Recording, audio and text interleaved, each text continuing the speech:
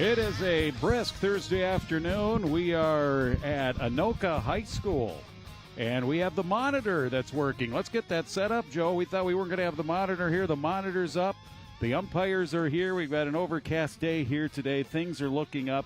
It's still early in the season, but, the season, when it comes to the late part of the season here in high school sports in Minnesota, the late part comes early.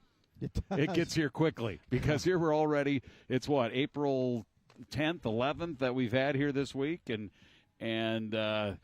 we're a month away from really thinking about section playoffs in baseball and softball. So it goes by quickly here as we've got a conference matchup in the Northwest Suburban Conference. It's the Anoka Tornadoes here today at home, putting their undefeated 3-0 record on the line against the 1-0 Robbinsdale Armstrong Falcons. How about it, Joe? Hey, and Anoka certainly has been getting some offensive push, playing extremely well, hitting .342 through their first 3 games, 30 runs produced, and they're also seeing the ball well, just 7 strikeouts, and very disciplined. Meanwhile, defensively, just 1 error. Armstrong leading it off. Ella Cooley, their leadoff hitter, and the first pitch she sees, she laces it into center field. Greeting Chloe Cook here, the 8th grade pitcher for Anoka. 1 pitch and a runner on here. Ella Cooley, the sophomore left fielder, leading it off. And then it's Ann Marquis and Lexi Madsen for this Falcon team. Sophomore, junior, good mix of sophomores, juniors, seniors. There's a freshman in their lineup here today as well. 1 strike here. That one fouled back to the screen for Ann Marquis. I don't know how excited I was. You could tell I was excited we got the monitor. I was. We didn't think we were going to have a monitor. I'm really excited. Shows bunt. That's going to be off the glove. Olivia Engelter, who's back behind the plate. She is also a youngster, taking over for Haley Thurber, who graduated, the veteran catcher last year. But that'll be a wild pitch, and Marquis is down to second base. Well, that looked like initially, I thought, went off the end of the bat. But you're right, it just went off the glove, a high pitch in that offering. So 1 ball, 2 strikes, just underway. Mentioned a cool, brisk Thursday. Temperatures in the mid-40s. Little flare on the infield is going to have some spin on it. Second baseman Jones over to first, and that's not in time. Infield base hit. And Robbinsdale Armstrong, something going here in the early going, first and third, and they have nobody out. Well, there could have been 2 different types of hits. Cooley, 1 pitch, 1 and done. She just lasered it up the middle, did Cooley. Marquis, meanwhile, took several pitches, and then it was like a pool cue ball that just spun. Here's Madsen. She hits one in the middle. Boy, the Falcons right now, they are stepping to the plate and swinging the bat, making contact. That'll be a bloop base hit, 1-0 Armstrong. Cooley comes in to score. And an RBI base hit for Lexi Madsen.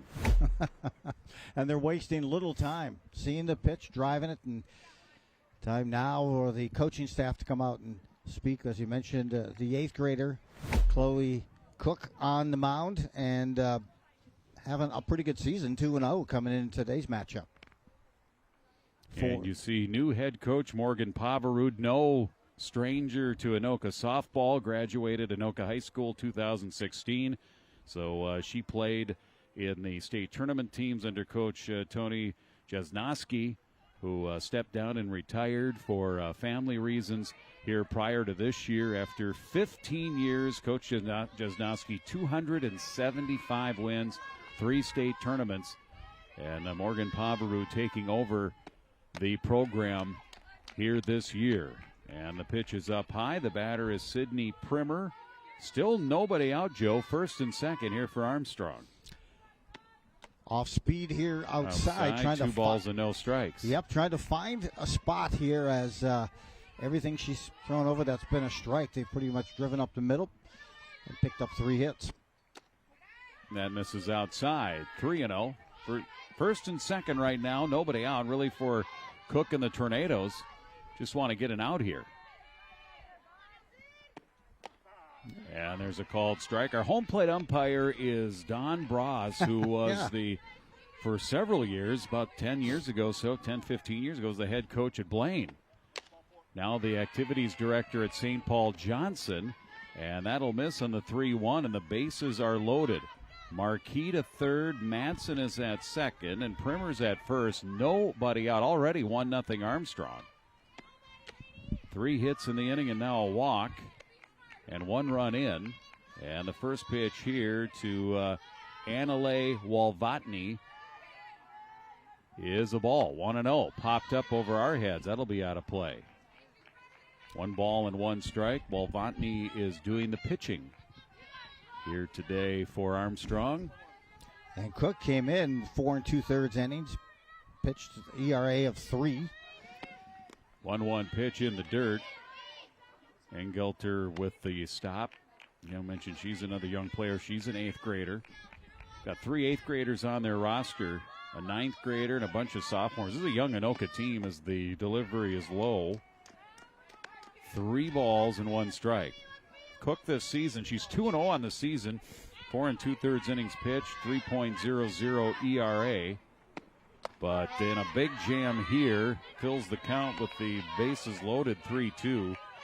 She's given up 2 earned runs, 10 hits, struck out 11 in 4 2/3 innings, and 6 walks coming into today. Payoff pitch is low, and it's a bases loaded walk. 2-0 Armstrong. Yeah, and on top of it, that infield waiting for that pitch, and they just, as a fielder, you just want to say, just get it across, let them hit it. Let's get some activity going, get the footwork going. Nice start here in this game for Armstrong. Tessa Super, junior third baseman, will take on the outside corner. 1 strike. Ramirez on deck. Burns and McLeodin, the rest of the batting order here for Armstrong. Off speed that time. The change up, but it's outside. 1 ball and 1 strike. That's a overcast day, a little colder than I expected it to be, but there's absolutely no wind. Popped up straight, and that'll be out of play.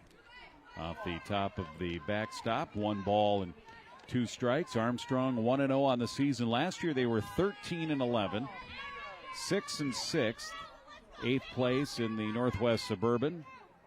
They did win on Tuesday 9-0 against Totino Grace. That's popped up over our heads, out of play again. 1 ball and 2 strikes.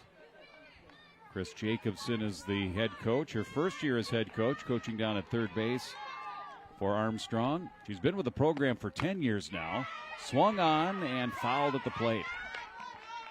And the count continues here at 1 ball and 2 strikes. Get a look here and see anything down low. Cook delivers. High drive to center. Way back. That's gone. Oh, my. And it's a grand slam. Tessa Super to straightaway center. Clears the bases. 6-0 Armstrong. That ball just continued to travel. I mean, she barreled up on it. Caught it on the pure part of that bat, and it continued to carry. I thought she was going to have that catch made in center field, and they tag, and I think just Francois continued. thought so too. She thought she drew a bead, but she just kept going back, ran out of room, just to the right of our camera, and straight away, dead straight center field. And Armstrong has jumped out here to a 6-0 lead. Yeah, I'm guessing Anoka or even Robbinsdale Armstrong themselves would not have anticipated a 6-pack in this first inning. And nonetheless, an out has not been picked up yet defensively either. So and Anoka's going to go with the pitching change. It's going to be McKenna Herberg. So the 8th grader Chloe Cook got roughed up here in the first inning. 6 runs, the grand slam, 4 hits. And that clears the bases. And that'll be McKenna Herberg who comes into the game. McKenna, no record. This will be her second appearance, 2 1/3 innings. 7 hits, 3 runs, all of them earned. An ERA of 9.0, 1 strikeout, and hasn't walked anybody. And you see her taking her warm-up pitches as you take a look at the defensive alignment here today for the Anoka Tornadoes. Yeah, there's Engel Ingleter, meanwhile, behind the plate. Cook now out and replaced by Herberg. Anderson at first base. Jones at second. Frecking playing next year at St. Thomas at shortstop. Actually, we had the fielders flip-flop there. Yep. Francois in center. In center. Shimmick is in left field. So the bases are empty. And it's Herberg, the 8th grader, in relief of Cook. First pitch, ball 1 to the designated player, Lucia Ramirez. And a strike called. 1 ball and 1 strike. And she is batting for the flex player, Bree Dumas, who is the right fielder here today for the Armstrong Falcons. It's low and away, 2 balls and 1 strike. Well, the Tornadoes, they could really use an out right now. Oh, they could. Yes. 6 runs in here. The grand salami by Super. 2-1 pitch. Misses outside, 3-1. Now, Anoka came in 3-0. 16-1 over Totino Grace, 8-5 over Elk River, and 6-0 yesterday in a win against St. Anthony Village here at Anoka High School, and what was their home opener. Fouled at the plate. That'll go back to the backstop, filling the count at 3 balls and 2 strikes. Well, and having that last name Super, you can't disappoint. No, that's just that's only natural. Only immense and large. A super home run, I guess is what you would call it. Off the end of the bat, little nubber. First baseman Anderson bobbled the ball, tossed to first. Good job there by Jones, the second baseman, to cover. And there is the first out of this top of the first inning. Boy, and they needed to hang on to that. Like you said, 1 out. Good to have behind you. That's all we needed to focus on, and now it's time for Gabby Burns to step in. Good job by Anderson there, sticking with it. She didn't panic. Gabby Burns is the number 8 hitter, the senior center fielder. Ball 1 to Burns. These teams played last year. Armstrong beat Anoka 4-0 down at Armstrong. Here's the 1-0. Misses outside. 2 balls and no strikes.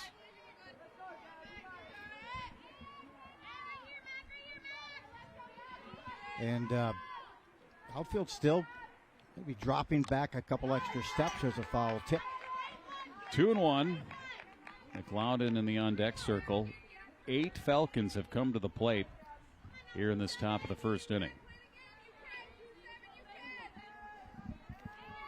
And 6 have scored. Cleared by that grand slam by Super. McKenna Herberg delivers. Burns on that one. Timing pretty good. Fouls it straight back. Count is even at 2 balls and 2 strikes. You come in a game like this and you want to try to get a good feel for the ball. Where can I pop some strikes? Where can I get some sort of rhythm going? Herberg to the plate. Outside. 3-2. Plenty of chatter out on the diamond. Well, and if Out you're of that dugout for Armstrong as well. 3-2. There's a strike just above the belt. Good pitch by Herberg. And Burns down looking. 2 outs. Base is empty. And the 9th batter to the plate here in this first inning, Aubrey McLeodin, sophomore, doing the catching. There you see the pitch. Good location. And a much-needed strikeout. Herberg ready, delivers low. And the good news, hey, if you're in Anoka, you got a deficit, but you also have the rest of the game to try to work it off and chip away at it. Tornadoes have used 3 pitchers here this season. Lily Anderson, Chloe Cook, who started today, and now McKenna Herberg, who's in relief of Cook. Another one low, 2 balls and no strikes. Top of the order, Cooley is due up next if McLeodin can continue this big first inning for Armstrong. Slaps it to the pitcher, Herberg. Quick toss over to first in time, and Herberg did a nice job. She comes in relief and retires the 7, 8, 9 batters here for Armstrong in order 1, 2, 3. But before that, the damage done. 6 runs, 4 hits, nobody left on, no errors in the inning. Of course, the big clout was the grand slam home run by Tessa Super. We played a half an inning here at Anoka High School. It's Armstrong 6, and Anoka coming to the plate. Yeah, I can tell you, not one person here expected that start. You always want to have that start, but they were able to kind of get that momentum going. I think when you're the Tornadoes, it's definitely a shock, and it's kind of stunning, but at the same time, you got to kind of settle the players down. You go, okay, this is a 7-inning game, guys. We have 7 more trips to the plate here. We can settle in and limit the rest of their offense and scoring opportunities the rest of the game, and we can kind of chip away. You don't need to get all 6 back here in the bottom of the first inning, Joe. Hey, and you focus on progress, right? That should be an easy step here. Progress from what you just experienced in the top half of the inning. And Anoka's got a team that has put up 30 runs this season, so they can pace the ball, put it around, put it in play. There are the Armstrong Falcons out in the field. Their pitcher will be Anale Walvanti, doing a nice job. She's a freshman, so the Anoka Tornadoes started with an 8th grader, and then here are the Armstrong Falcons starting with Walvatney, just the freshman, here for Coach Jacobson and the Falcons here today. And she did not pitch in the game on Tuesday. Ella Cobley was the winning pitcher in that one. Ella Cooley, excuse me, I can't read my own writing. Ella Cooley, who went the distance and got the shutout in that 9-0 win over Totino Grace on Tuesday. And Cooley's just a sophomore. So young pitchers all around here. As in the bottom of the first for Anoka, trying to chip away at the 6-0 deficit, Jordan Jones, Adrina Kissel, and Maddie Frecking batting in the number 3 spot due up here for the Tornadoes. Hey, I'm looking forward to see how both teams respond. Is Robbinsdale Armstrong going to maybe be a little passive or stay as aggressive? And does Jordan Jones lead the Tornadoes and get after a good at bat here to start the offensive side of things for the Tornadoes? Also, kind of good to see how Morgan Pavarud handles this in her first year as a coach. Yep. First year coming back here as she was an assistant with Coon Rapids the last few years. And now taking over the program here as it's even, 1 ball and 1 strike. Jones, 6 hits and 11 at bats. She has a home run, 5 runs batted in. Pulls this foul towards Coach Pavarud. Jones hitting .545 in these first 3 games of the season for the Tornadoes, and it's 1 ball and 2 strikes to her. Good to see here, and hey, that ball is definitely traveling. Change up high, evening the count, 2 balls and 2 strikes.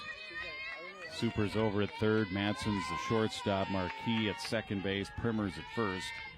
Sophomore catcher is McLeodin. This is hit in the air, right center, well hit all the way and over the fence. That's a home run. The ball is flying here at Anoka High School today. Jones, her 2nd home run of the season and her 6th RBI. And that'll certainly give the Tornadoes some confidence here. It's not a grand slam, but still, it's a solo home run that'll get them excited, and it's 6-1. Wow, look at the hands to the ball there. Good balance, and she just barreled that. Hit it on the screws. What a response. Sets the table. Hey, as a leadoff hitter, she's also first in the team in RBIs. Yep, now with 6. Frecking has 4, and the batter here is Kissel. Adrina Kissel, 429, 3 RBIs, 3 hits and 7 at-bats. With Frecking on deck, nobody on, nobody out. Fouled at the plate. And that's a pitch that each of these pitchers have to focus on. Hitting those strikes low in that zone and not leaving it at belt high. 0-2. Kissel Jr. out in right field today. Takes high, 1 ball, 2 strikes. So the ball is carrying. A lot of times when it's cool like this, you think, well, the ball isn't going to carry much. Absolutely, but that's what you would think. A little bit of wind to the outfield, but that's about it. 2 balls and 2 strikes here to Kissel.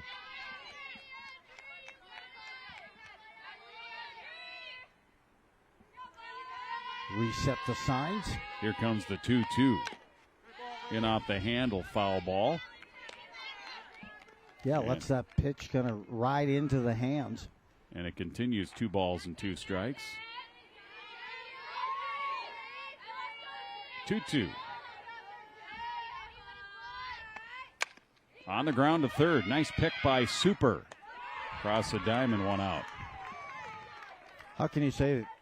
Great play? Super play? Super play. I'm from I think her that'd be knees, the digs it cliche out, thing to and then say. she gets a grand slam. Sure, she's never heard that. I know. I was trying to think of different synonyms for Kissel is retired, 1 out in the inning. adequate is not one of those. No, certainly not. Maddie Frecking, the St. Thomas Tommy commit, senior playing at shortstop here today. Can I tell you, been a joy watching her on the basketball court. Oh, certainly. But watching her in softball as well, with that range, that strength, that athleticism.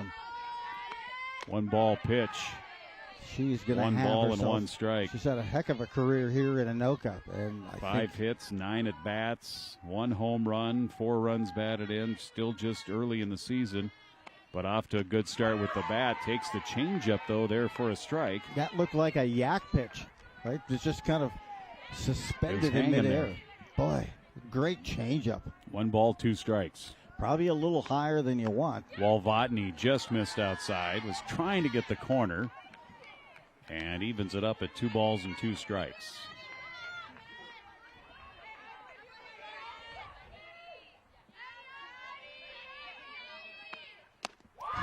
And a strike, Frecking down, 2 down. That's a good pitch because she's just struck out a fantastic hitter. And how she gets that ball, and that time that changeup was a lot lower than one she left up top earlier. But if you're going to throw those changeups, it's got to be at about a knee-high pace so it doesn't do too much damage. Sophia Engelter here, the junior designated player. 6-1 Armstrong, 6-run first inning. First pitch is a strike here. Engelter is the designated player, hitting for the pitcher position. 1 strike to her. Takes outside, 1 ball, 1 strike.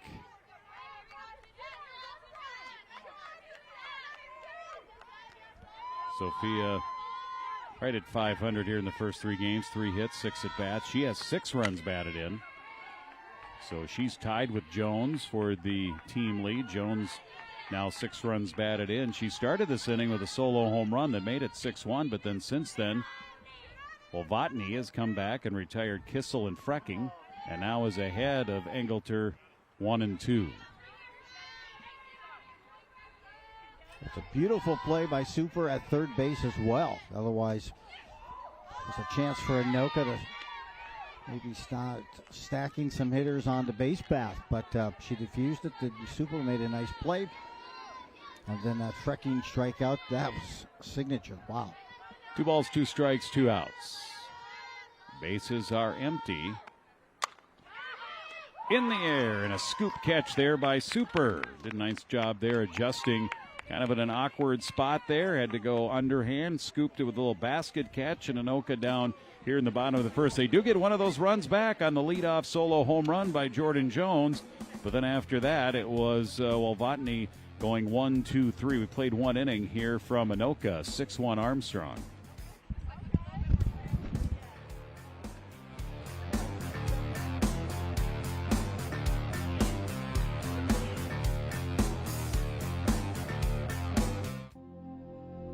Can you tell which of these children was not born free? Can you tell which of these children was not born equal? Can you tell which of these children does not deserve to be treated with dignity?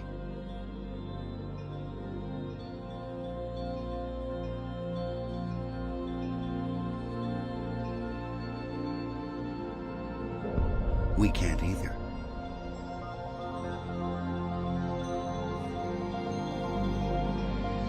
Human right number 1. We are all born free and equal.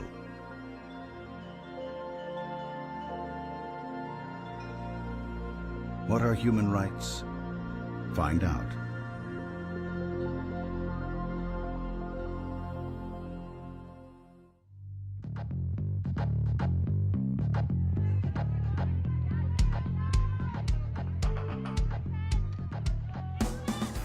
Along with Joe Rulin, I'm Jim Erickson. We're at Anoka High School fast pitch softball here, early going part of the season. Game number 2 for the Armstrong Falcons and game number 4 for the Anoka Tornadoes. McKenna Herberg starting her second inning of work here in relief of Cook. And we start with the top of the order, and the first pitch to Ella Cooley, Tuesday's winning pitcher for the Falcons, goes back to the screen. It's ball 1. Cooley led off the game. First pitch, swinging. Lined one to center field. Here's she with that slap approach. Swings and misses. 1 ball, 1 strike. You can see that slap a lot, Joe, as you know, with the left-handed batter anywhere in the lineup, but especially in the leadoff spot. Here's the 1-1 pitch on the inside corner, 1-2. Good pitch that time by Cook. Caught her inside and literally off stride. Absolutely a left-handed bat. Marquis and Madsen here also do 2 and 3. Goes fishing there in the dirt. Throw over to first from her knees. Engelter, Olivia, the youngster at catcher, just an 8th grader, but good arm from her knees. Fired it strong over to first, 1 out. And it's a strikeout here for Herberg. Certainly a complete opposite start to this inning than what they experienced, Robbinsdale Armstrong, in that first. A swing and a miss strikeout for Cooley. Here's Marquis. She swings, and it's a sinking liner to right. Kissel goes down, can't get it. Heading to second, and a bid for a double, and she's in there safely. So a sinking liner off the bat of Ann Marquis.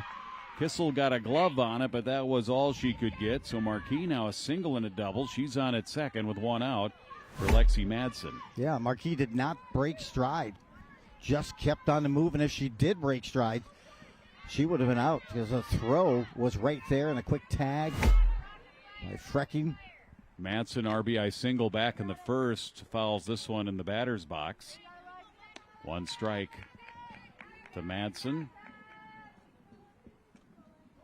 Center fielder Francois just shaded a little bit towards right center, just a bit.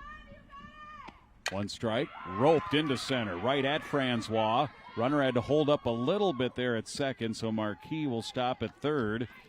And Lexi Madsen is swinging a hot bat here in the early going. Made a lot of contact there and laced that one up the middle. She's 2 for 2, and now it's Primer. She punished that ball. Had a good look, good, quick, compact swing. So Armstrong last year finished 8th in the conference, but they were the runners-up in their section tournament to Edina. As the batter here, Prima, runner goes, and the play there is the cutoff by Frecking, nothing doing with the runner at third. So Madsen gets, in high school, that's still a stolen base. So second and third. Higher levels, they give it defensive interference, that whole thing. But here in high school, we give them the benefit of the doubt. So Madsen second, Marquis is at third. 1 strike here to Primer. Walk, scored a run. She scored on the grand slam. Absolute. 1 strike pitch is outside. 1 ball and 1 strike. Yeah, Armstrong lost to Edina 6-4 last year, coming out of the elimination bracket in Section 6. 1-1 pitch hit the other way, center field. And this time Francois will make the catch and tagging up at third. And easily scoring is Marquis. And it's a 7th run of the game here for Armstrong. It's 7-1. Well, I thought Tony, our camera guy out in center field, was going to have some more action. I might recommend a fishing net for him next time he comes here to play. He's a marked man out there. He's got a bullseye on him. They got him targeted. 2 down. Runner at second is Madsen, a run in. Better look around on his walk to the car after the game. Walvotny, the pitcher, pops it up in the infield. Jones over to catch it on the infield dirt. And that's the 3rd out of the inning. But again, Armstrong gets that run back that Anoka scored in the bottom of the first to get a run on 2 hits. And 1 left on. 1.5 bottom of the second coming up. 6-run lead here for Armstrong. 7-1 after 1.5. Okay, and again, we'll see how we can get Anoka and how they can counter and respond. You saw Jones come up and go yard on her first at bat. And leading off that bottom of the first for Anoka. But it's going to be a chance here as you look at that lineup. And the Anoka batters include Jordan Jones, Audrina Kissel, followed by Maddie Frecking. Frecking, unfortunately, struck out her first at bat. Also, Engelter was out in her first appearance. Francois will get a chance to see hers. Shimmick comes up next.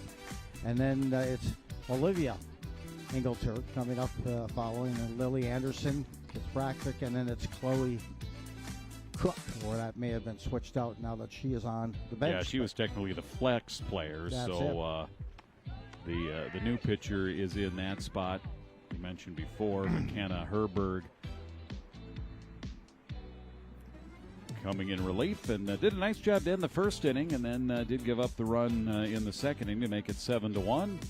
Here comes Anoka down the bottom of the second. It'll be Francois, Shimmick, and Engelter. Olivia Engelter, the 8th grade catcher. Yeah, we'll see what they have in store here and find a way to find their pitch instead of chasing that changeup. That's an impressive changeup. Well, Vaughn's doing a good job here so far. Yeah. Keeping him off balance. Good. First pitch is a ball, though. Good eye by Francois. Second pitch swinging. This is well hit. Left center field all the way to the fence. One hop the base. It'll be a double. So Francois is on with a double here for Anoka, leading it off in the second inning. Francois, 222. That's her third hit in 10 at-bats here this season. But she connects with the double. Leadoff runners in scoring position here for Lydia Shimmick. Yeah, she got the barrel head of that bat out in front. Thought that may go yard as well, but ended up with a double. Didn't quite elevate it enough here as Shimmick takes strike one from Mulvatny. Shimmick comes in, a 125 average. 2 for 7. Actually, that's Engelter. 1 for 8, looking for her second hit of the season. She has an RBI as well. Every batter in the lineup here tonight for Anoka has at least one run batted in. So everybody has chipped in here in these first 3 games of the season. Yeah, they did score 16 runs against the Tino Grays, so they've scored 30 runs entering the game today. This one hit sharply. Nice play at short, caught in the air, or did she? No, they're safe. I thought she caught it in the air, but we'll have to take a look at the replay. Everybody's safe. No, that's going to be an infield hit, so it's a short hop at short. So Shimmick is at first, Francois at third, runners at the corners, and nobody out. And shortstop Madsen thought she caught it in the air. That's why she didn't throw to first. It was either that or there was the runner at second had confused her as well. Yeah, and I really had thought she was just looking back, that runner at second after the one hop. Let's take a look at it here. Oh, I've got to see it again. That was hard to tell. We'd have to slow that one down. So rare to see a southpaw at shortstop, but she's obviously an excellent athlete. So Madsen, I think she thought she caught the ball, and then in trying to decide what to do, she also had the runner in her midst. So I think she had some things she needed to think about, and in the meantime, the throw to first was late. Here's the cutoff play. And Shimmick an uncontested steal at second base. Francois stays at third. So here's Anoka again in a 7-1 game. Chipping away, down by 6, nobody out. And the pitch to Olivia Engelter. 1 ball and 1 strike with Anderson on deck. I do think the umpire got that right. Little number back to the pitcher. While Votny throw to first out there. Here comes the run. It will score. Not a bad play there by Armstrong. Just get the out. You have a 7-1 lead. Let the run score from don't try and make a play and then create a big inning and not get an out here. So Francois does come in to score. That makes it 7-2. And then you get Shimmick down to third, and the out is at first with 1 down. Hey, progress. It's progress. And so got the out, but you got that run in, and on top of it. Now here's Lily Anderson, the number 8 hitter.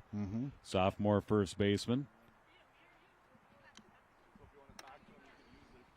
Yeah, see if they're shuffling things around here or what.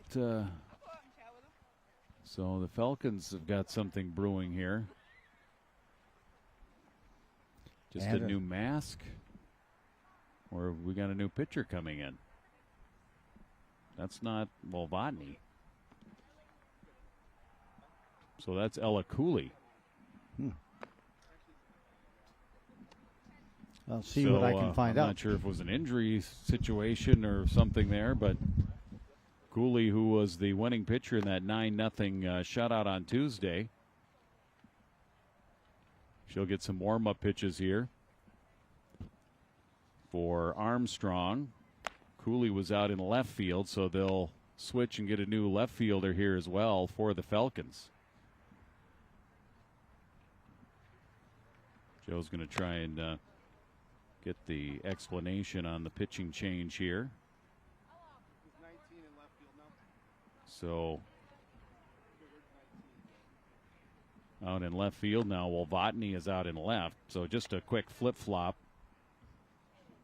Anale Wolvatny goes to left. Cooley goes from left to pitcher.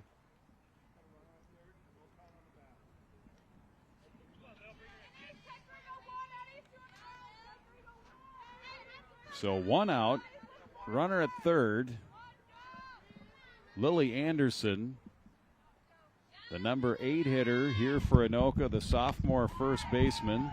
Lily 2 of 9, couple of runs batted in the first 3 games here of the season, and chance to get another run here for Anoka as it's 7-2. Well, just a regular switch out, no injuries. Really? Okay. Just decided with Wolvatny. Right back to Cooley. She's going to look the runner back at third, throw over there, and they got her. So an aggressive play there by the pitcher, Cooley. A lot of times you say just look the runner back and then throw and get the out at first and then make sure they don't score the run. But instead she went for broke and went to third to get the run. She thought definitely, and it was a good call because Shimmick was just too far off the bag and really challenged it, and Cooley made the right decision. So fielder's choice for Anderson. She's on at first. Kirkpatrick, the number 9 hitter, is up. And now with 2 down, and that takes a runner away from third base here for Anoka. That's a tough break here for the Tornadoes. 2 down. Kirkpatrick, ball 1. Swings and misses at that one. 1 ball and 1 strike. Good pitch outside part of the plate. Kept it low. As Kirkpatrick tried to put a swing on it, went over right to the top. Jones is the top of the order on deck if Kirkpatrick can continue the inning. 2 balls and 1 strike. Pitch in the dirt. Kirkpatrick 1 for 7 on the season. Takes a look at that one. Thought about swinging, and it was high. Good decision there, and it's 3 balls and 1 strike. Strike, and it's full. Coaching down at first base is Laura King, another former Anoka Tornado. She played on the state tournament team in 2017 for Anoka. Popped up right side. Will there be room? There will not be room for Primer, the Falcon first baseman, and the count will continue here full. 3 balls, 2 strikes with 2 outs. Then they get to flip the lineup and see if they can get this hitter on. And 3-2 delivery, lifted in the air, high fly ball, shallow left field. Coming in quickly was the former pitcher. She started the inning at pitcher and now in left field had to adjust, and she makes a catch while Wolvatny in shallow left field on that high pop fly, and that's all for Anoka here in the bottom of the second. They do get a run back. They get a run on a hit with that double by Francois, and they leave a runner on. 2 innings. We move to the third. Still now a lead by Armstrong at 5. It's the Falcons 7 and the Tornadoes 2 on QCTV Sports.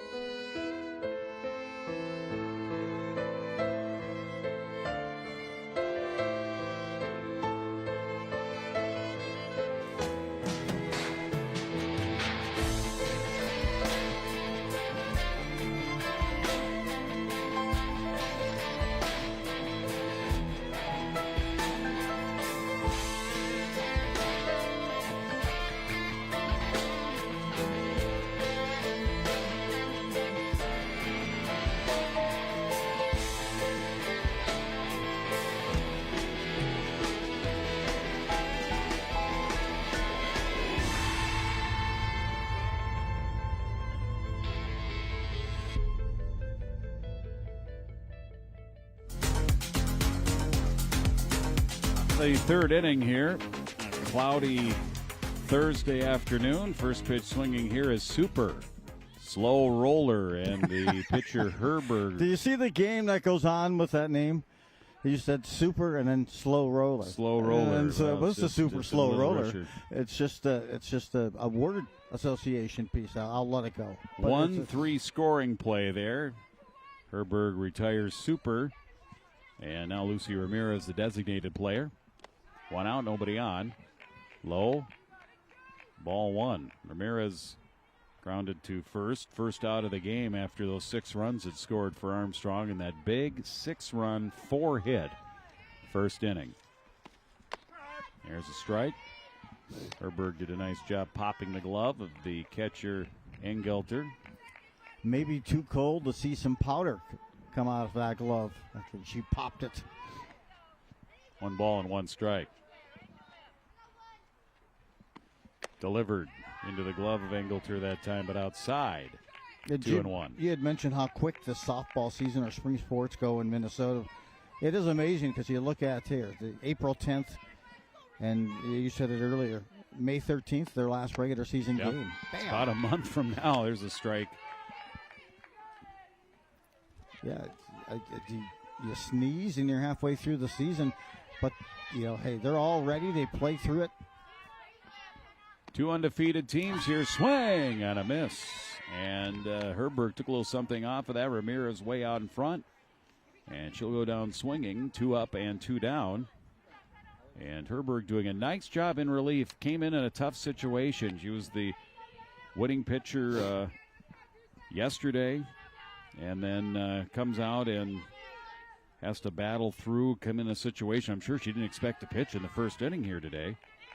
And then got out of the jam in the first. Well, there really was no jam because the base is empty after a bases clearing grand slam. That usually happens after grand slam. The bases are cleared, and you start with a new slate. It's 1 ball to count here. Gabby Burns, the center fielder for Armstrong. That's off the front of the plate, and it's 2-0. Burns struck out looking against Herberg back in the first. Yeah, the only strikeout victim in that first inning, where they produced 6 runs. Sophomore Rocks delivers, and a swing and a miss by Burns. 2 balls and 1 strike. A drop ball that time for Burns. Oh, that did. Slower to the speed, the more gravity can affect it. Yeah. 2-1. Hit the other way. A couple of hops. First baseman Anderson has it. And it's a nice, easy 1-2-3 inning. That's exactly what the doctor ordered here for Anoka in the top of the third inning as Armstrong's retired. 1, 2, 3. Bottom of the third coming up. 2.5 here at Anoka. And it is 7-2 Armstrong. Hey, now get to flip the lineup with the Tornadoes, and Jordan Jones gets another visit after she went yard in her first at bat of this game for Anoka in that bottom half of the first. See what she has going through. She's going to face a different pitcher this time around. Yeah, both teams with different pitchers and started the game. Cooley will start her first full inning of work. In relief of Walbotny is now playing in left field here at Anoka High School. They've got a baseball game. I do not know who the Tornadoes are playing baseball-wise today. So that's something I could look up on my phone. But actually the chilly temperatures make to the point where I want to keep my hands in my pocket movement as long as I can. Yes. But I saw that they were doing pregame festivities over there at Castle Field, and I heard them play Crystal Gale over the speakers, so I knew that they were getting ready for a ball game.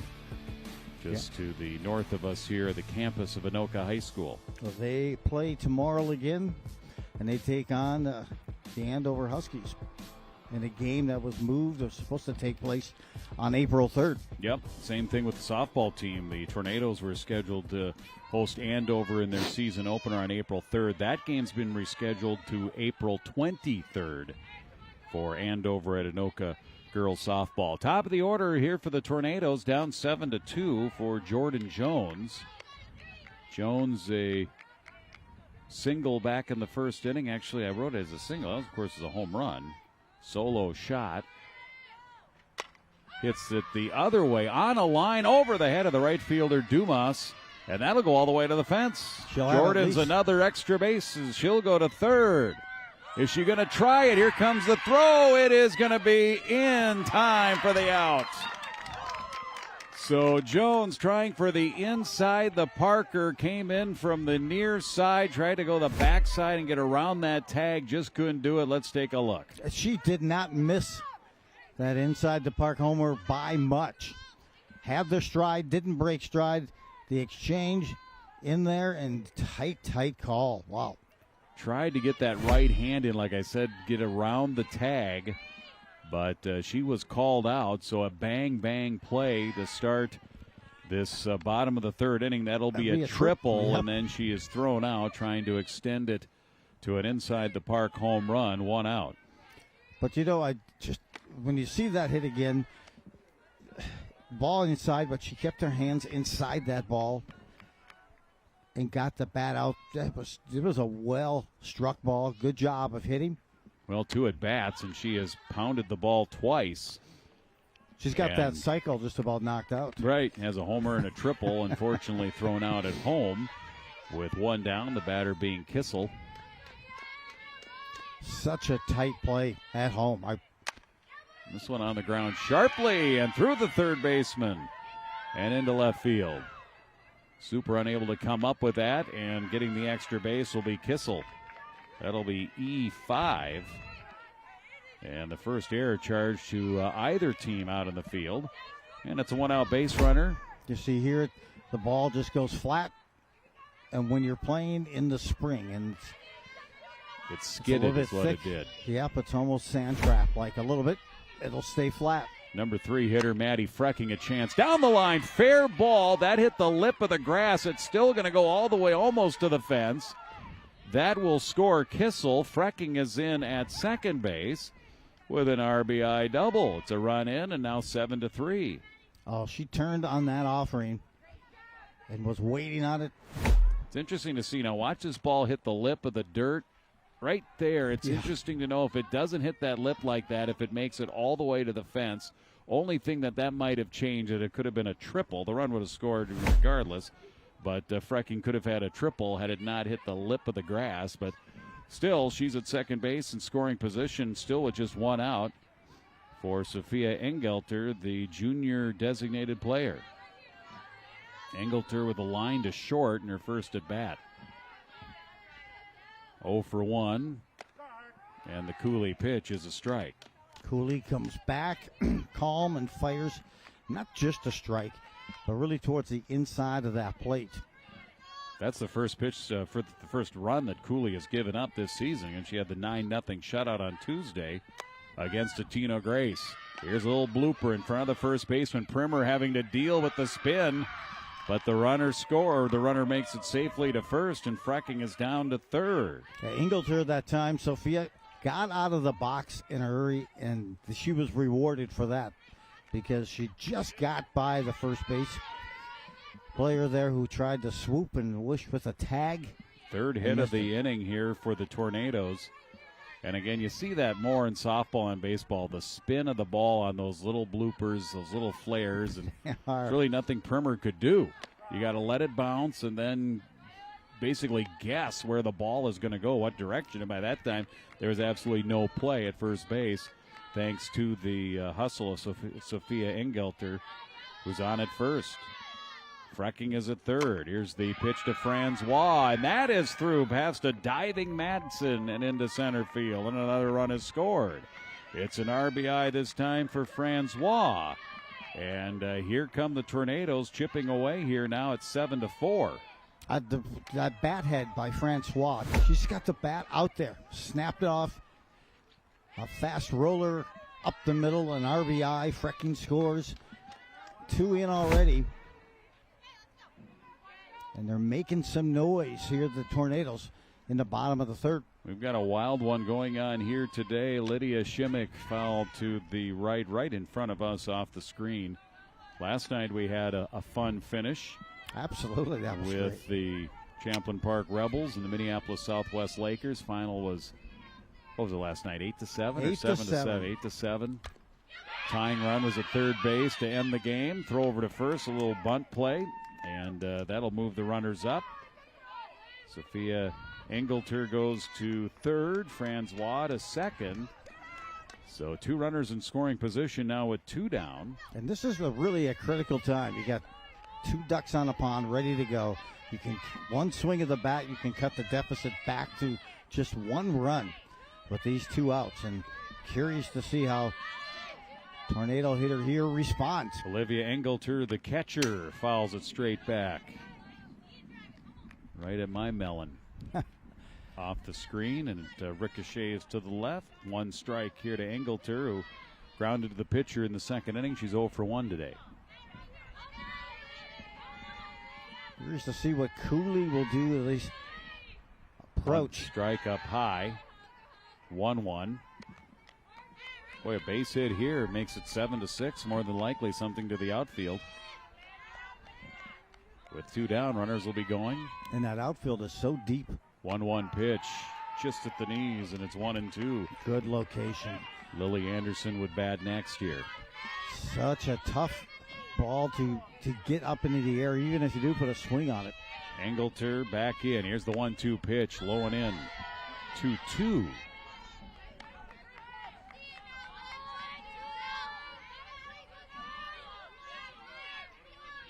Outfield deep. Chance here for a 2-run. 2-2 pitch, 3-2. Knocked the 2 runs in with a single here. 4 hits in the inning, 2 runs in. Second and third, 2 down, and the count is full. Cooley to the plate. Low, Walker. First base was empty, but now that loads him up. And the walk given up by Cooley. That's her first free pass. Well, that shows some good discipline by Olivia. Olivia could have put a swing on that, and I think that's what Cooley was thinking. Hey, we'll throw it low, keep it at this spot. Hopefully she does take a swing. Brooke Olson will run over at first base, courtesy runner for the catcher. So bases loaded for Lily Anderson. Fielder's choice back in the second inning. Changeup way out in front. 1 strike. Oh, she took a lot off of that pitch. Could have dusted off the ball before it crossed home plate. Olson at first, Francois at second. Engelter is at third. That's Sophia. Here's the pitch in the air to center. Wynn's going to play with this. Long run by the center fielder Burns. And she makes the catch in shallow right center. So Anoka, they were threatening for more, but they do get 2. 2 runs, 4 hits, an error. And they leave 2 runners in scoring position in the bottom of the third. We go to the fourth. 7-4 Armstrong here on QCTV.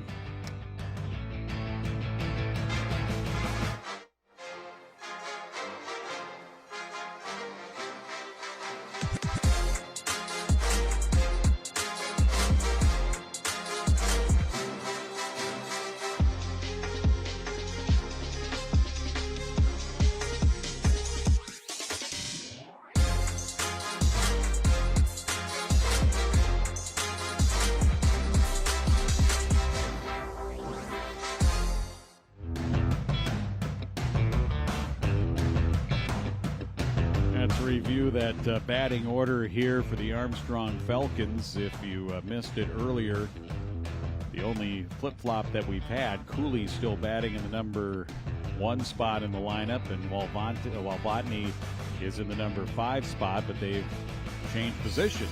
Well, Botany is now in left field, and Cooley now doing the pitching here. The Falcons come up to the plate. We're in the top of the 4th inning, and we'll start with the bottom of the order, the number 9 hitter, Aubrey McLeod, and then Cooley, and then Marquis in a 7-4. Falcons advantage, wearing the red, white, and blue. And Herberger's done a good job since coming in with no outs in that first inning. And this is a key out. You want to get that first hitter. You got to get it. It just sets the tone for the inning. McLeod grounded out in the first inning, 0 for 1. McKenna Herberg, sophomore, in relief. And the pitch low, ball 1. Jim, that wind has kind of picked up just a little bit now. Yeah. You can really feel it a little bit more Blowing like out it the is, center. Yeah, I was going to say it is blowing out to the outfield. A bouncing ball wide of third. And there was rain in the forecast. And it was on the radar, but it looked like it was staying to the north and to the east of us when I did and dialed up the old future radar at about 2:30 today. But I've been burned by that future radar when it comes to my golf game many times. 1-1, low and away, and it's 2 balls and 1 strike. So Armstrong scored 6 in the first, again 4 on the grand slam by Tessa Super to straightaway center. And then they added a run in the second. Opposite field, that one is off of Kirkpatrick, and everybody's going to be safe. McLeod's at first.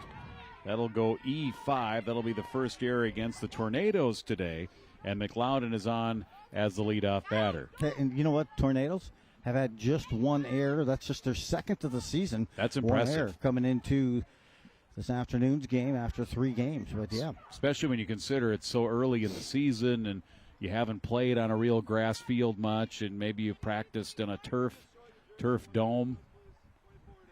Number 24.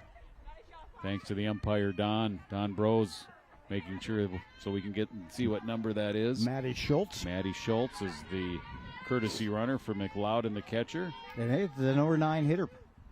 So Able to Schultz is on at first, wearing that hoodie. And now it's Ella Cooley. Cooley, a strikeout her last at bat, singled to lead off the game.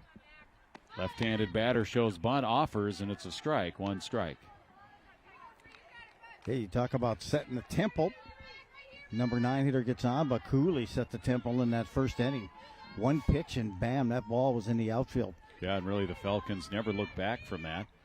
Herberg, the pitcher, basically starting her 4th full inning. She gets credit for a full inning in the first. Another bunt attempt. This one's fouled this time. No balls and 2 strikes. She came in with nobody out in relief of Cook in that first inning and got the three outs to end the inning, 7, 8, and 9. Starting here in the 4th. See if they're going to let her swing away here with the 2 strikes. 0-2. They've been aggressive all game long. Here's the 0-2 pitch. We'll take that one. 1-2 is a good take there. With that slap approach, that pitch was high. Tough pitch to handle. See if they come inside on her here. Herberg to the plate. Misses high again. 2-2.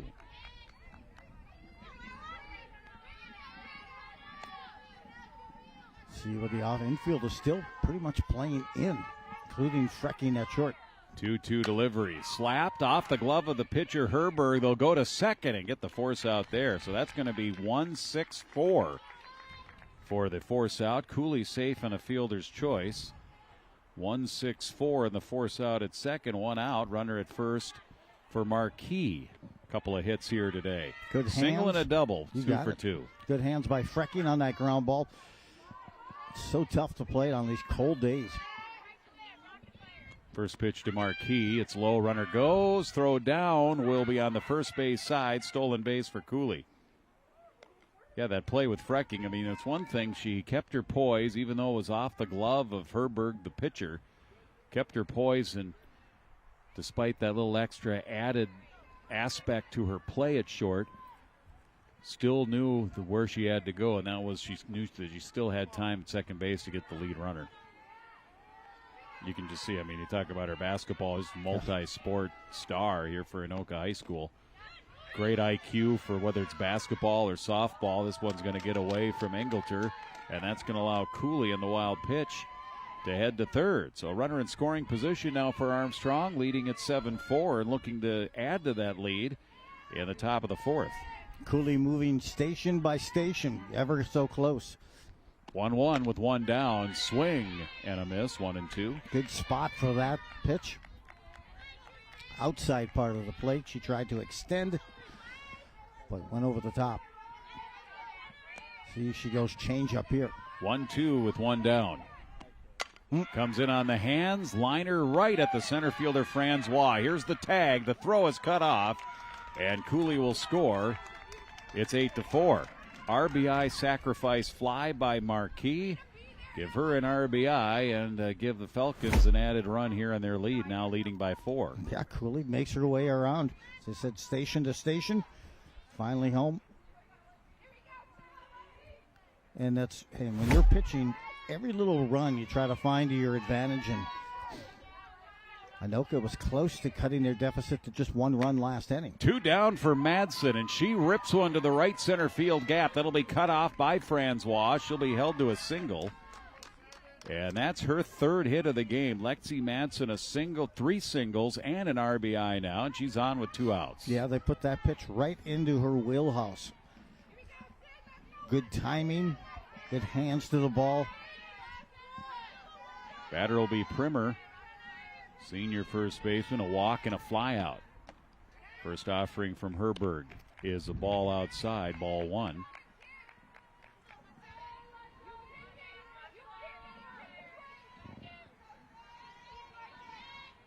One-0 pitch. Chased one low, 1-1. Tough one. Looked like she had her mind made up. She was going to swing at that pitch. Well, Botany on deck if Primer can get on. Takes low that time. Did not chase. Throw to first, and Madsen gets back.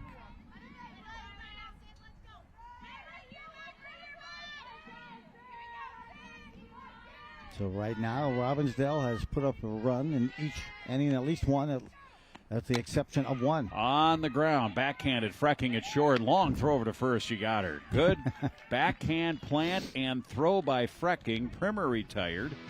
But Armstrong able to add to their lead here as they get a run on a hit, and they leave 1. And they lead at 8-4 as we move to the bottom of the 4th. Frecking reminded me of Greg Gagne on that play. Planted that back foot. Very much so. Good glove work, and then she unleashed a rocket over the first, across the diamond.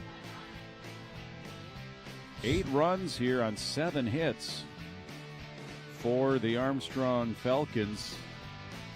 4 runs on 6 hits here for the Anoka Tornadoes as we go to the bottom of the 4th.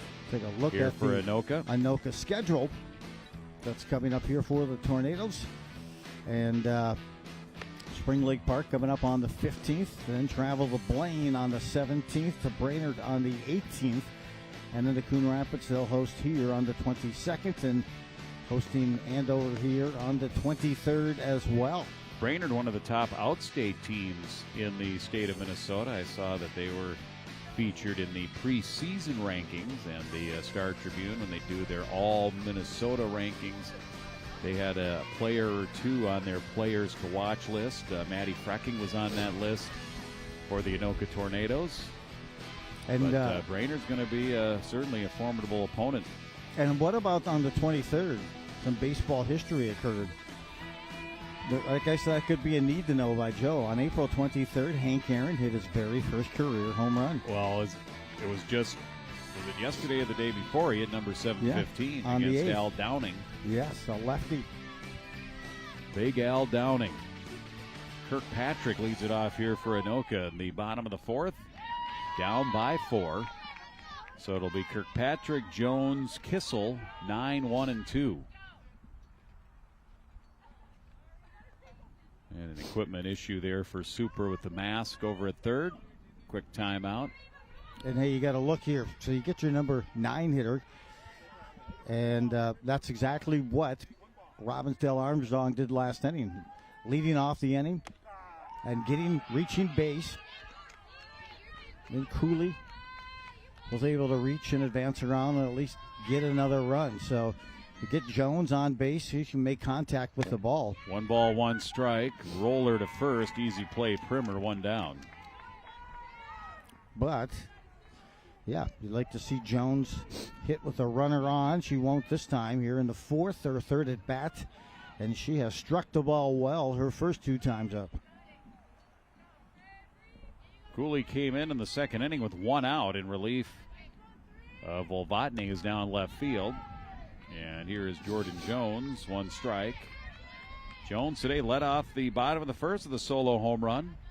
Got 2 home runs in the game today, and then she tripled trying to get a home run trying to stretch it into an inside the park. Here's a pop-up, and the catcher's got room. Nice job by McLeodin. Able to find it, shed the mask and the helmet, and then make the play. 2 down. Just got those hands below the ball that time, and a nice play by the catcher to find it. And that'll leave it up here to Audrina Kissel. Ground to third, reached in an air, scored a run. That one ends up wild pitch back at the screen, ball 1.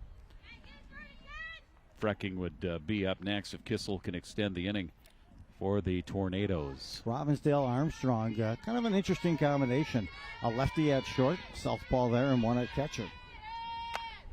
A little flare to the right side, and it's played by Primer. Catches it in the air, and it's Cooley with her first 1-2-3 inning retiring the Tornadoes. Both pitchers settling in a bit here, and it's 1-2-3 as we end 4 innings. We go to the 5th. It's 8-4 Armstrong on QCTV.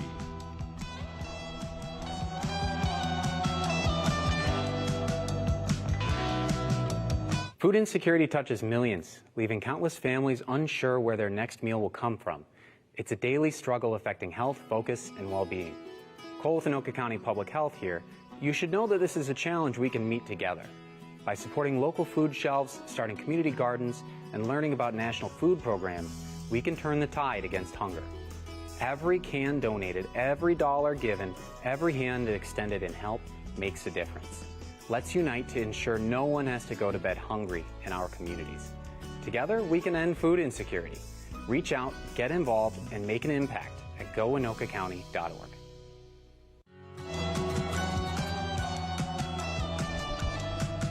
It's the top of the 5th inning. Valvante, Super, and Ramirez, the new batters here for the Armstrong Falcons. Last temp check, 47. Actually feels colder than that, but I think that's because of the wind. After this game here today, the Falcons don't play again until Wednesday of next week, and they play at Edison. Yes, mine says feels like 39. Oh, so yeah, that's definitely the wind has picked up since the beginning of the game. Ball 1 here to Walvatny. A little chance of rain has increased. Walvatny, a walk with an RBI, bases loaded walk back in the first, and she flied to second. Takes low here, 2 balls and no strikes. Yeah, impressive start, pitching wise for her, and then move to left field.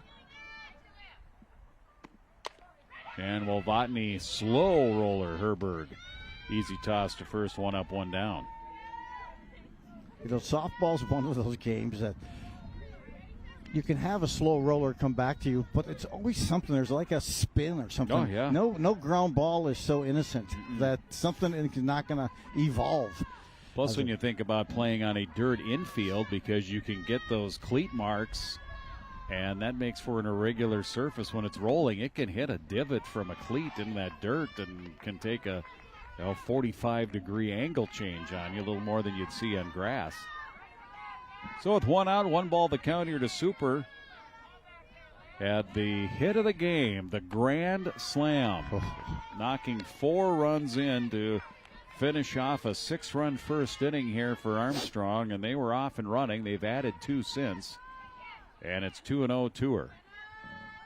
The base is empty and 1 down. It's a strike called on her there, 2-1.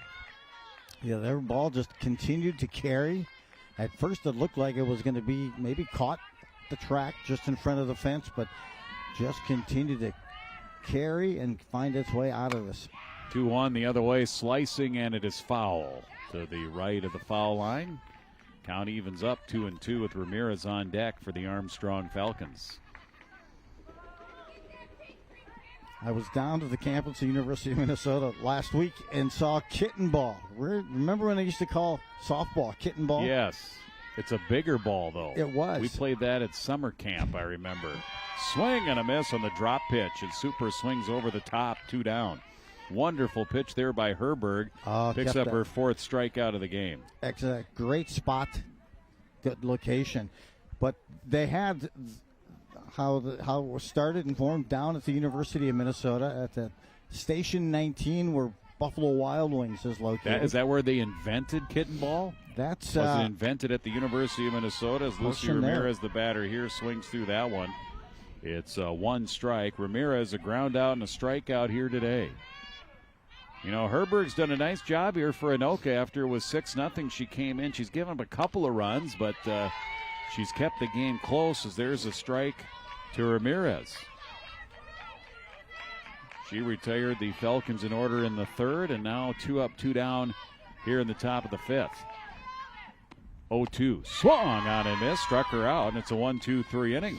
Armstrong down in order. Nice, easy inning for McKenna Herberg. Picks up a couple of strikeouts. She now has 5 for the game.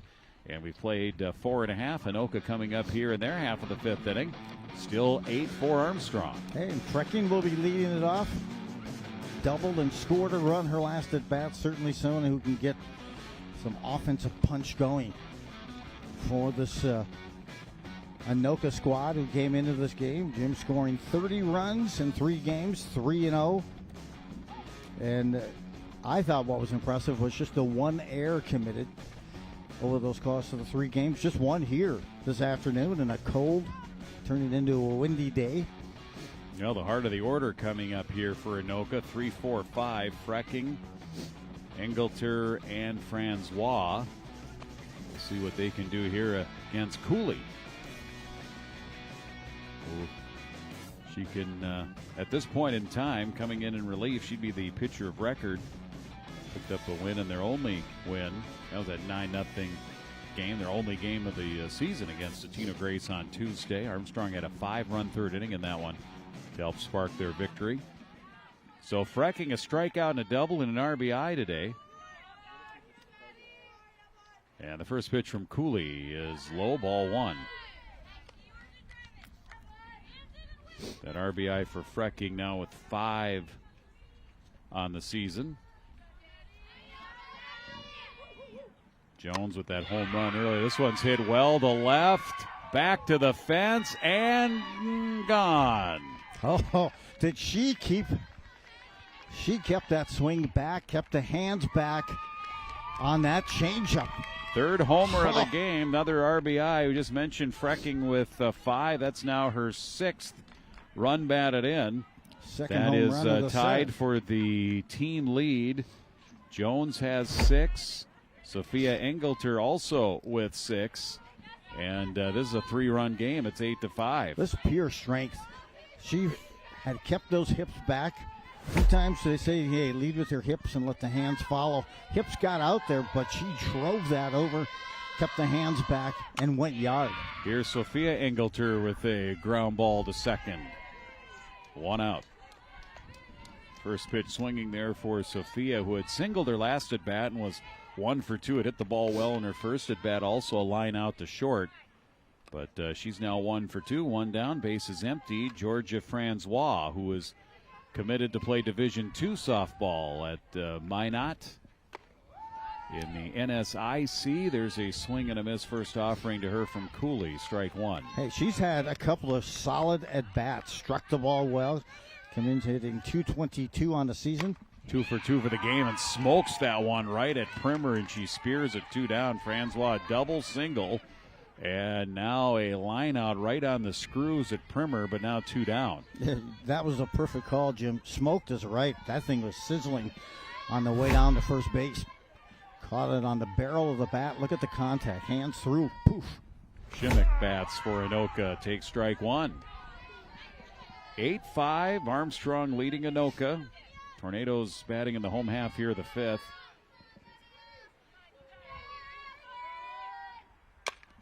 And this one is up the middle. That'll be into center field, so Shimmick has her first hit of the game.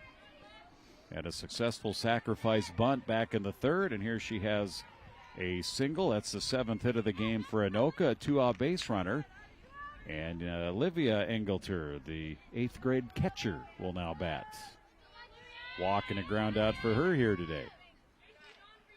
Cooley right back to work. Misses outside, ball 1. Even that ground ball hit by Shimmick kept their hands back, but got a lot of speed on that ground ball. popped up right side. That's going to be out of play. 1 ball and 1 strike. See if the Tornadoes can get something going here with 2 outs. Billy Anderson would be on deck. If Engelter here can extend the inning, 1-1 pitch, takes high. Runner over at first, Shimmick took a couple of hops towards second. 2 balls, 1 strike. Tornadoes have chipped 1 back here, getting it to 8-5. In the dirt, McLeod knocks it down, comes up with it, but the runner will advance. Shimmick was not going until that pitch was in the dirt, so that'll be a wild pitch. And that puts Shimmick in scoring position, and it's 3-1. Hey, another situation here. Just chip away. Put it to the outfield. Wait on your pitch here, 2-1. Don't chase. Swing and a miss. She thought she had struck out.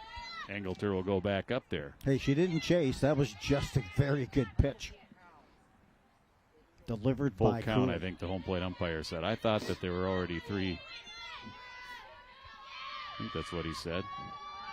Correct. We are at an angle where I can't see his left hand. This is popped up right side. And the right fielder, Dumas, towards the line, makes a catch. Tornadoes retired. They do get a run on the solo home run by Maddie Frecking. And they cut into that Armstrong lead as we move to the 6th inning. 5 innings here. 8-5 Armstrong on QCTV Sports.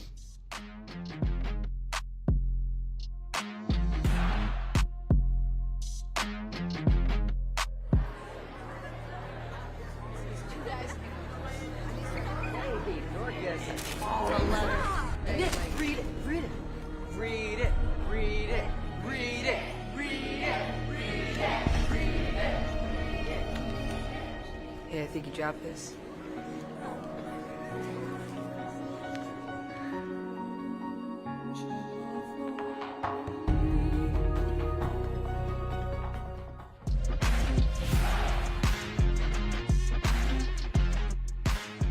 Nice little crowd has gathered here today, despite the temperatures in the mid to upper 40s and the brisk wind, to see the Armstrong Falcons and the Anoka Tornadoes play for the 1 time here this season, the Northwest Suburban Conference. Anoka did beat Armstrong a couple of years ago. Last time Armstrong came up here to Anoka High School's 8-4 Anoka 2 seasons ago. And Armstrong here in the top half of the 6th inning. They'll have 8, 9 in the top of their order. Burns, McLeod, and Cooley due up. And they'll face McKenna Herberg, who was the sophomore who came in relief after the 8th grader started. Coop started the game here for Anoka, and Chloe Cook just didn't have her stuff early going. Gave up a couple of rockets, a walk, bases loaded walk, and then super with the grand slam for Armstrong. First pitch swinging is Burns on the ground to first. Anderson steps on the bag, 1 out. Burns now 0 for 3 here today for Robbinsdale Armstrong. First down to the inning here with McLeod, the number 9 hitter, reached on an error in the 4th inning. First error of the season against Anoka fielders. She's 0 for 2, bats with 1 down, and the base is empty as number 6 steps in here for the Falcons. Trying to go to 2-0 on the season, both overall and in the conference. Their only game was against Totino. Popped up in the infield, and we have the third baseman and the pitcher both going for it. And Kirkpatrick ends up making the catch. Yes. And luckily for Anoka, there was no major collision there, and the ball landed in fair territory. That's the pitcher's ball. Usually the pitcher takes command on that in fast pitch softball. Absolutely, momentum coming off, and some pretty good athletes as well. So now leadoff hitter. 2 down, and it's Cooley. And this is going to be a quick inning. No! Cooley out of that left-handed batter's box, sprints down the line, and gets an infield hit. I mean, that was just a routine play to short. Not sharply hit. It was a slow enough roller That allowed McLeod to gain, Cooley to gain first base. Is going to be an infield hit. Yeah, that was definitely a tie, but that was a laser that came from Frecking at short. First pitch going as the runner, and safely in there is Cooley with a stolen base. So a 2-out base runner here in scoring position. Marquis with a strike to her. Marquis had a nice game. Sacrifice fly for an RBI, a single and a double. 2 for 2 officially. And we'll take outside, 1 ball and 1 strike. Yeah, they were able to get something going here with top half of that lineup getting back, and they've been producing some runs. 2 down, trying to add to their lead, swing and a miss. They'd like to get it back to a 4-run lead as they take the field here. 1 ball and 2 strikes. Madsen is the number 3 hitter in the on-deck circle. She would only bat if Marquis can continue the inning. Takes in the dirt, 2 balls and 2 strikes. So Burns led off the inning with a grounder to first. McLeod had the pop fly in the infield where Kirkpatrick and Herberg almost knocked each other over Keystone Cop style. And then Cooley with the single, stolen base. She is now at second, and the pitch is low here to Marquis. 3 balls and 2 strikes. Jim, thanks for covering for now. We got a little precipitation right now. I know. Light rain coming in. 3-2 pitch. Wide of the line at first. Foul ball. And it's still 3 balls and 2 strikes. I did not think I would need to be dressed like this for this game coming in. Where I did. I'm glad I had some extra clothes. Well, the feels like reading has been dropping. 3-2, hit the other way and sharply hit, and reaching up and making the catch in right field is Kissel. And Marquis is down, and the Armstrong threat also goes down here in the top of the 6th. No runs, they do get a hit, a runner stranded at second base. 5.5 played, bottom of the 6th coming up, still a 3-run game.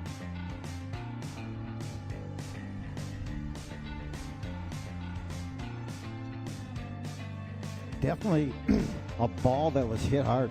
Going out to that right field, the wind has kind of shifted.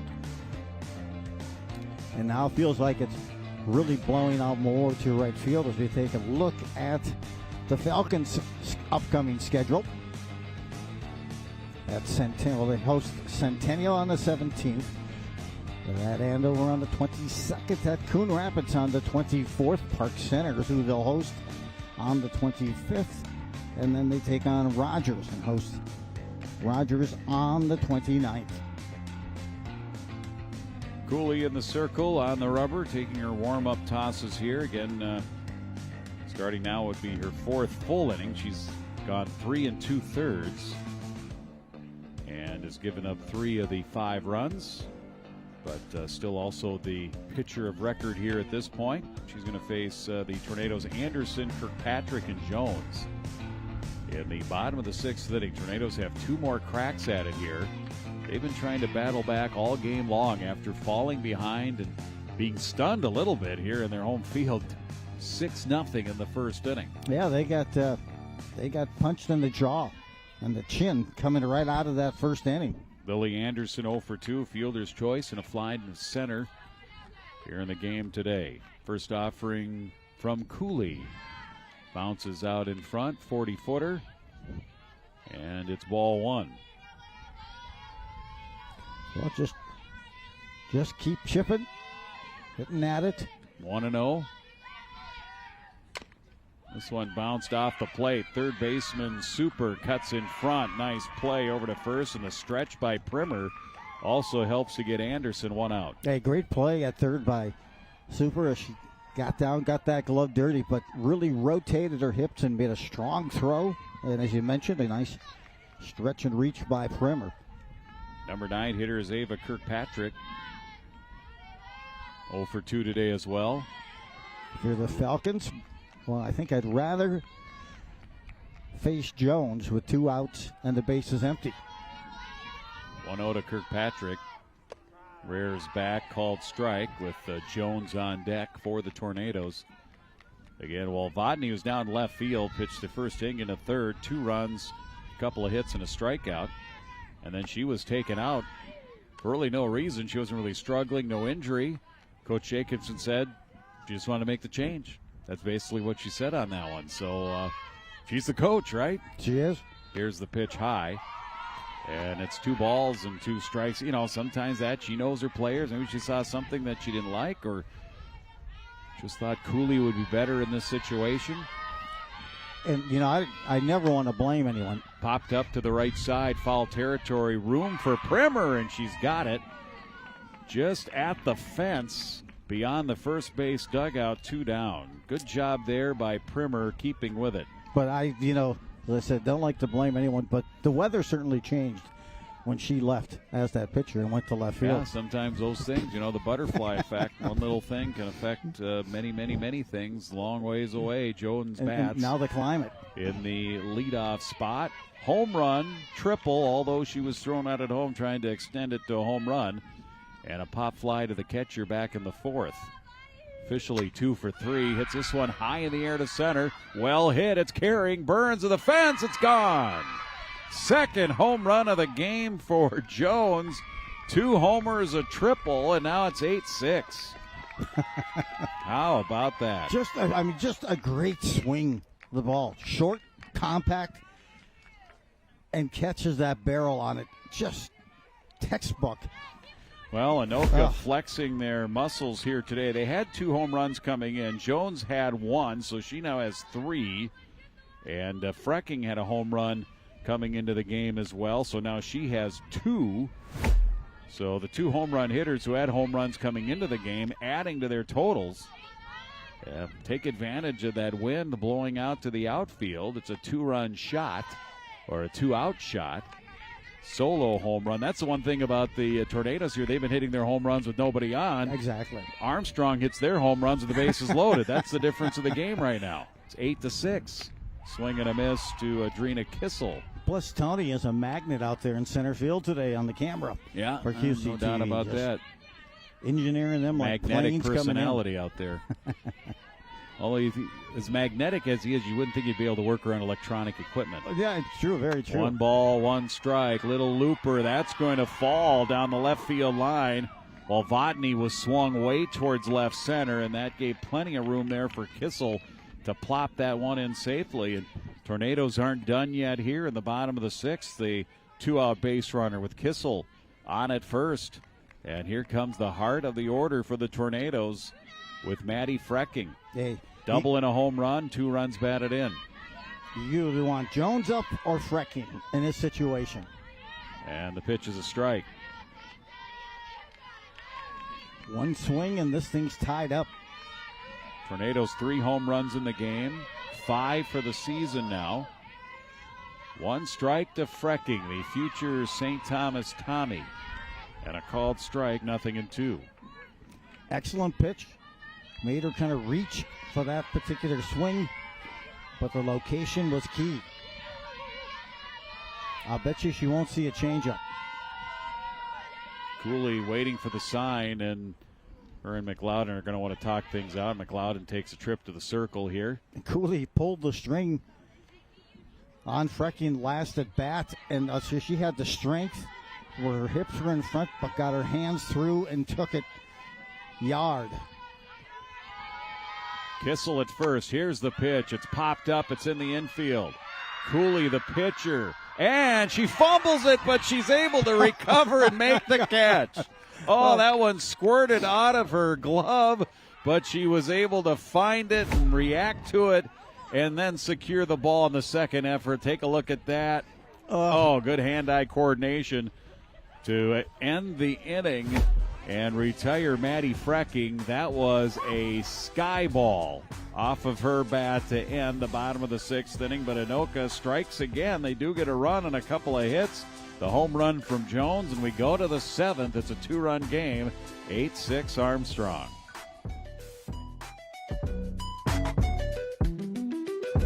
We are Midwest Animal Rescue and Services, aka MARS. We are committed to serving both pet and parent, finding homes for animals that were once lost, left behind, and forgotten, while bringing harmony and enhancing education in our community.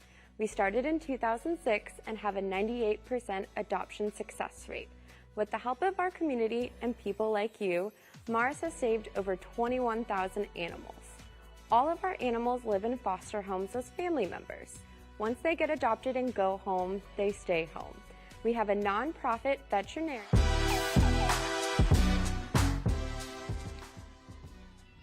Ready to go here in the top of the 7th inning. With it being kind of chilly and a little bit of rain falling, teams are quickly getting to the plate to start the inning. Lexi Madsen to lead it off. She's 3 for 3 today. 3 singles and a run batted in. Performing in that number 3 spot here for Coach Chris Jacobson. First pitch of ball, that one also low. 2 balls and no strikes. Madsen, Primer, and Wolvatny for the Falcons. Yeah, she has scorched a couple today, more than a couple. 3 has Madsen. And she's ahead in the count here, 2-0, and she does it again, sharply on the ground into center field. A 4 for 4 game for Lexi Madsen, the junior shortstop, and she's the leadoff batter, and she's on base. Yeah, and just quick hands, very quick hands. A very solid lineup, these first 4 or 5 hitters for Armstrong. And let's see if they can do some more damage with... Mentioned Herberg's done a nice job in relief. She's been able to keep this game within reach for Anoka after they fell behind 6-0. She has not given up a run since the 4th. 1 in the 2nd, 1 in the 4th. But now has Madsen over at first to deal with for the batter Primer. Primer without a hit here, a walk and a run scored, and fly out and a ground out. 1 strike here, and the foul ball back to the screen. Yeah, 1 extra run right now would be huge for Armstrong. They're up by 2, and Cooley was really struggling with that pop-up from Frecking to end the inning. Runner goes, bunt on the ground, but foul. And it'll be 0-2. Now with 2 strikes, that more than likely takes the bunt out of play here with Wolvatny on deck.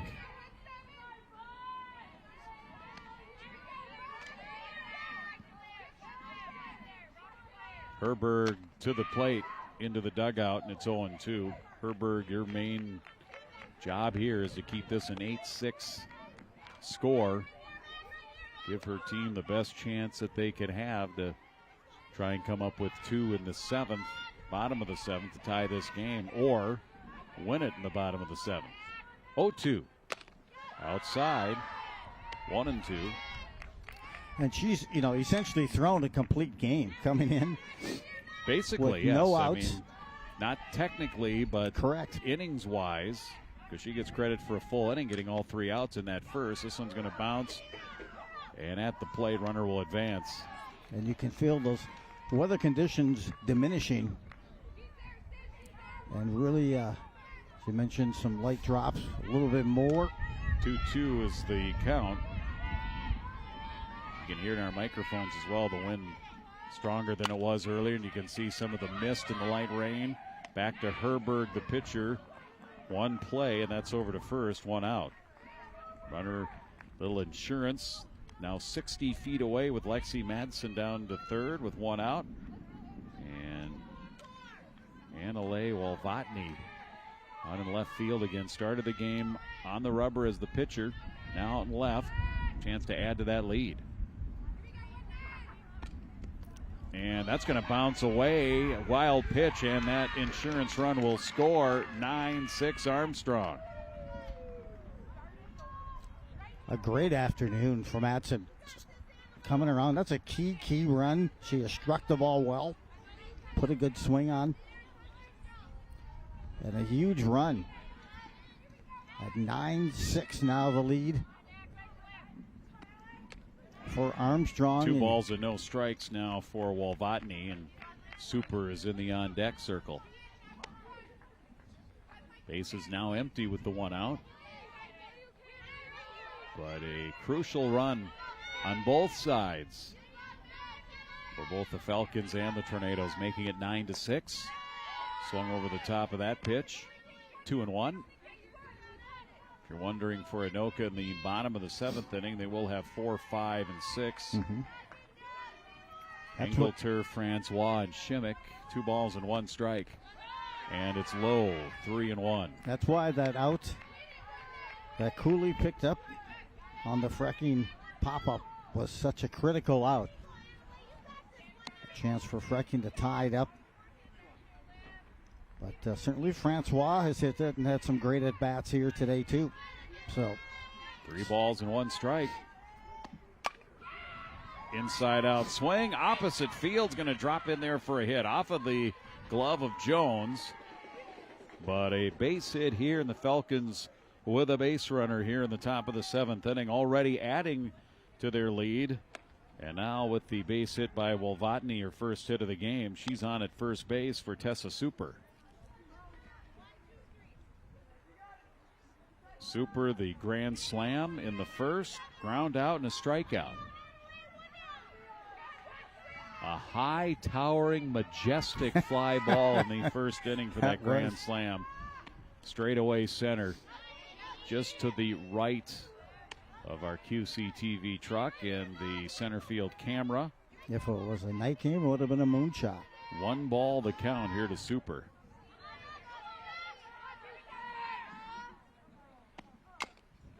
Bouncer foul at the plate. 1 ball and 1 strike with 1 out. Yeah, you kind of forget about the nice job that Herbert has done since coming into that first. Admirable, very much so. He's mixed it up extremely well. Good off speed, good changes. 1-1. Oh, that swung was over nice. the top of that drop ball, and it's 1-2. Well pitched ball there. See if she makes contact, induce a ground ball for a potential double play. And she does bounce it off the plate. Back to the pitcher, 2 down. Super is retired. 3rd time in a row since that grand slam. And for Robbinsdale Armstrong here in the 7th inning, that'll Pinch hitter. leave it up to Lucy Ramirez, but she is not the batter. It is going to be Bree Dumas, who is out in right field. She's the flex hitter, so she can come in to this position in the lineup. Lucy Ramirez, the designated player, hitting in her spot, had struck out twice and grounded out.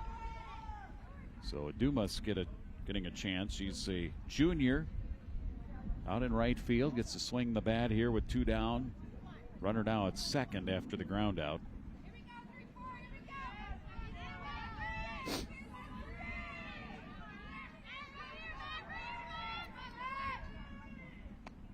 First pitch, low, ball 1.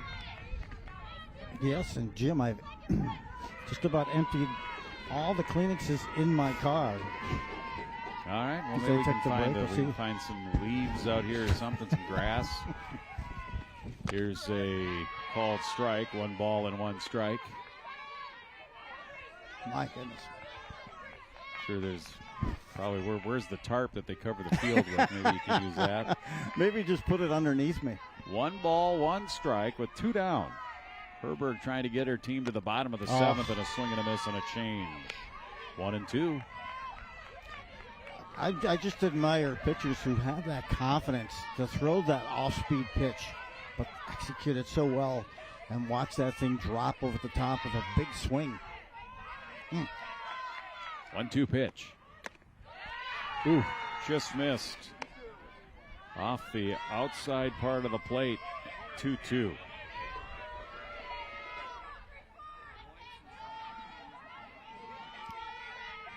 See, she gets the same thing. You usually don't see a couple of them back to back. Herberg digs in, delivers outside. Now the count is full, and again, Gabby Burns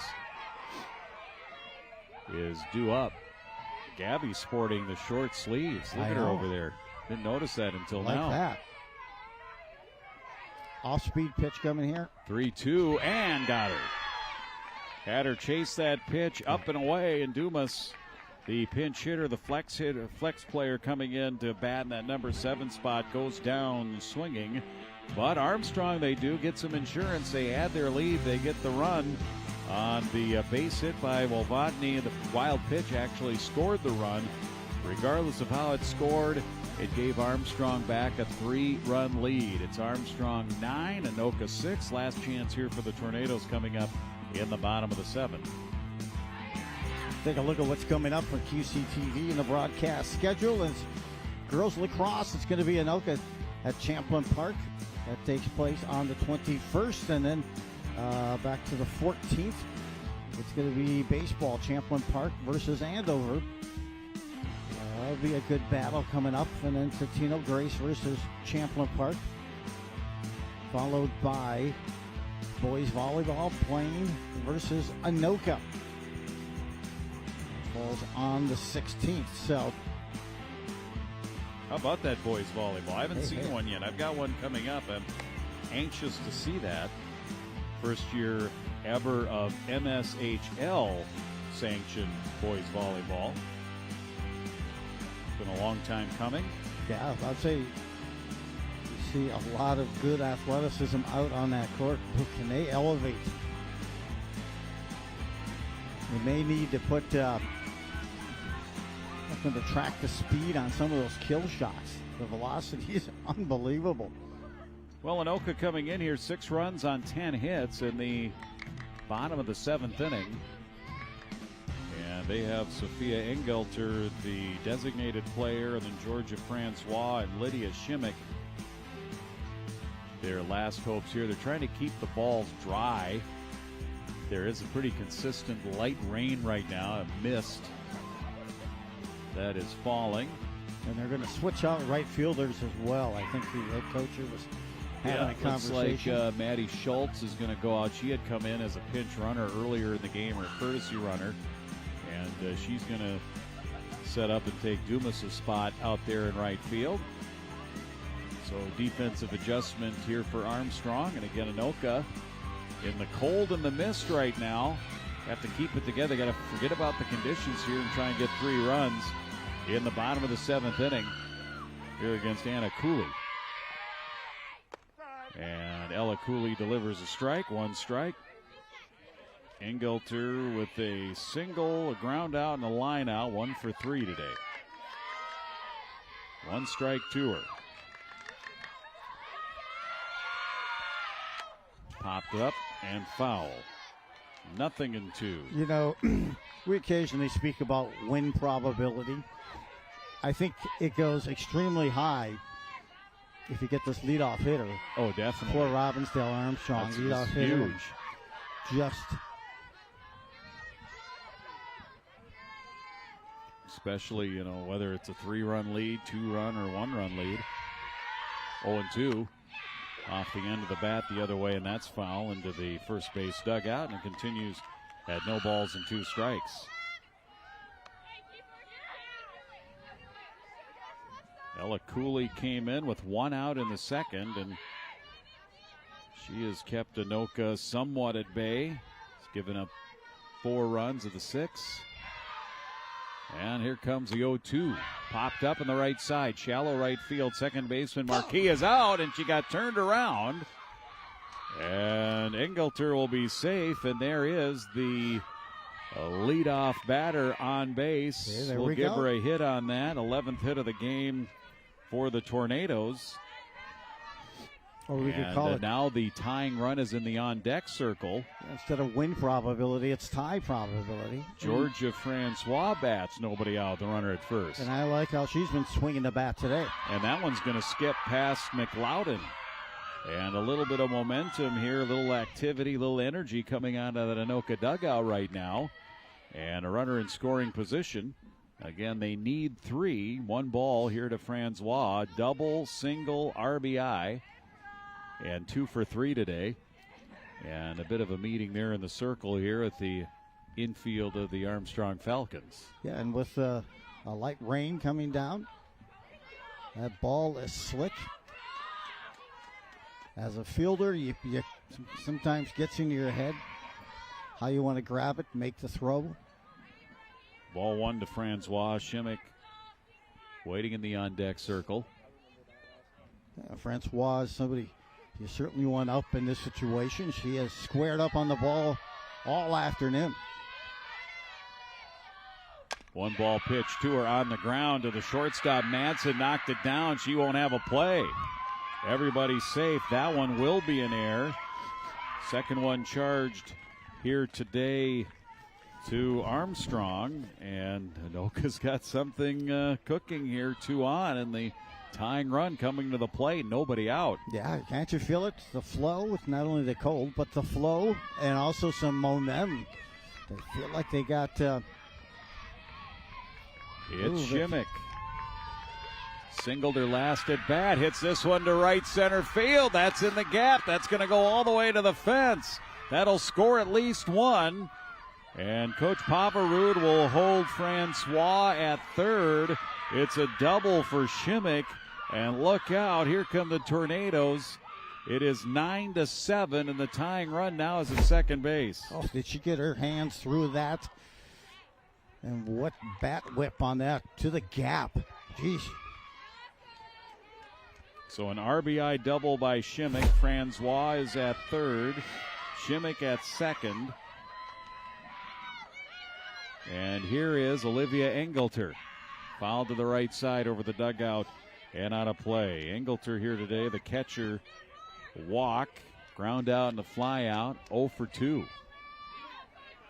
So this game getting more interesting with every pitch. And one strike, high. Tornadoes have had this situation a few times. Let's see if they can take it to the brink or over the top. Well, they've left a lot of runners on base in some situations to tie it up. And foul at the plate. 1-2. 1 run in here for the Tornadoes. Still nobody out. Cooley in a jam here. 1-2. Popped up right side, again out of play. Ooh, that hit the Nissan. And that took a chunk out of the grill. Anybody got some super glue? I got some of that Gorilla glue. Maybe use some gaff tape out of the truck. You know, the truck has not been hit yet today. 1-2.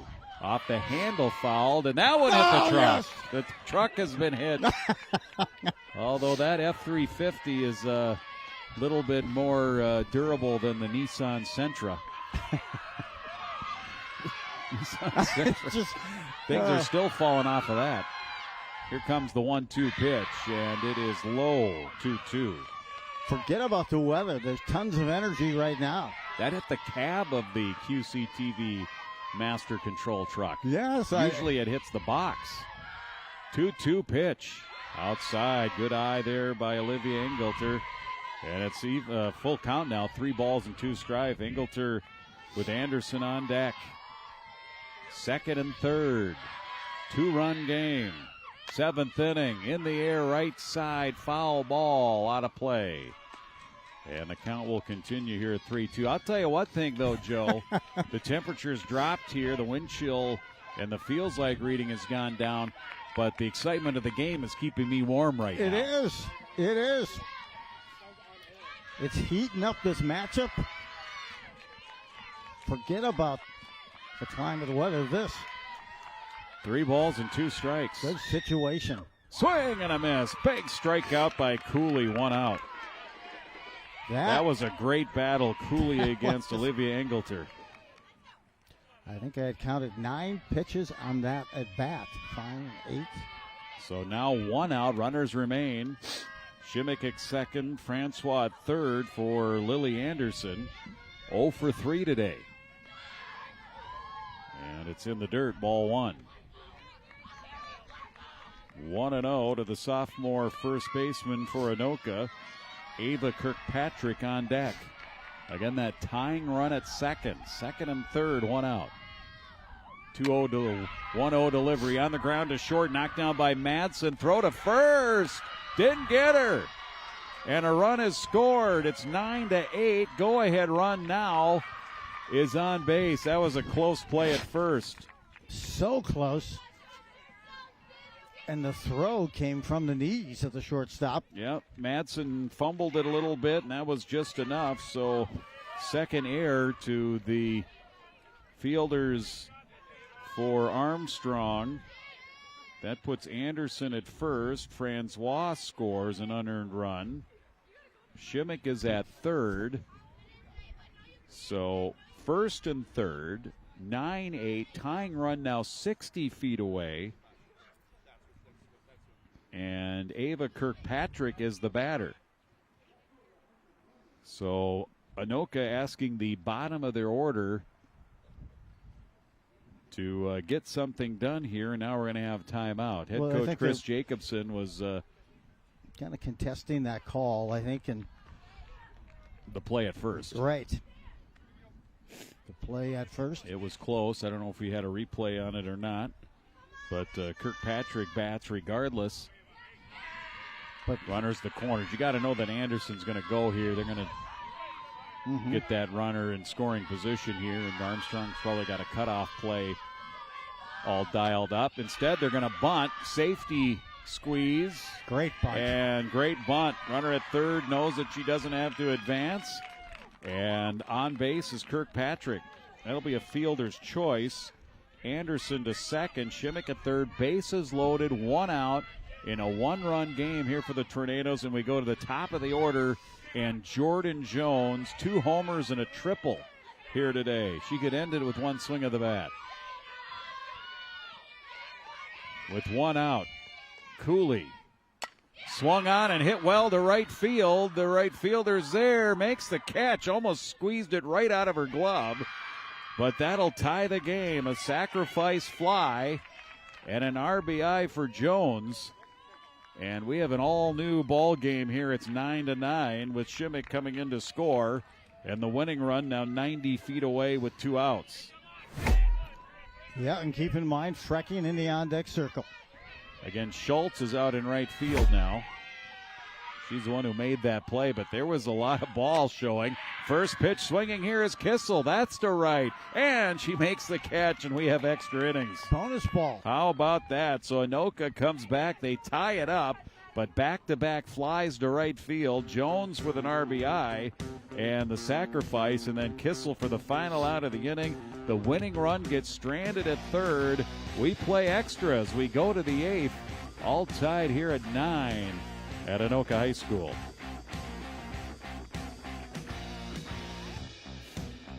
Joe.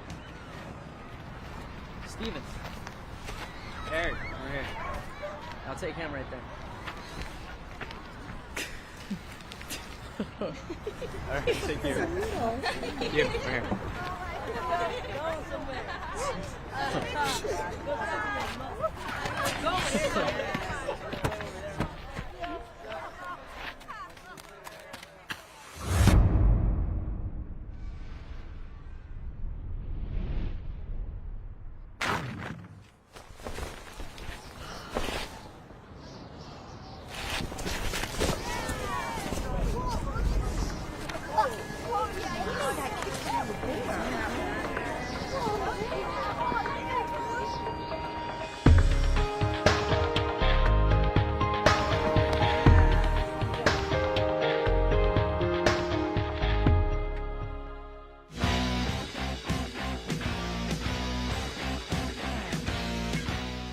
It is the top of the 8th.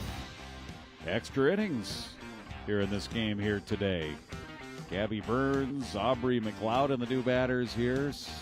8-9, then top of the order for the Armstrong Falcons. There's Gabby Burns. We mentioned before she's going with just no sleeves underneath her jersey.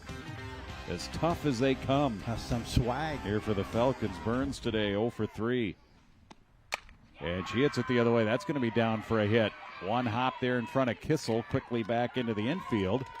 But Burns is on. Her first hit of the game, finds her way on base. Well, Armstrong with the 1-out base runner. We were pretty accurate on that tie probability with that leadoff runner. Yep. Here reaching. No out base runner, I should say. Yes. Leadoff batter is on Burns with McLeod. Catcher today 0 for 3. Squares to bunt. It's foul. I really just always like that idea when that ball's wet, when the field is wet. And getting it down on that dirt, you have to charge, come in fast. and then try to make an accurate throw with a wet ball. McKenna Herberg has pitched since the first inning, did not start the game. If you're just joining us, one strike, opposite field. That'll roll through the hole and into left field. Back-to-back hits.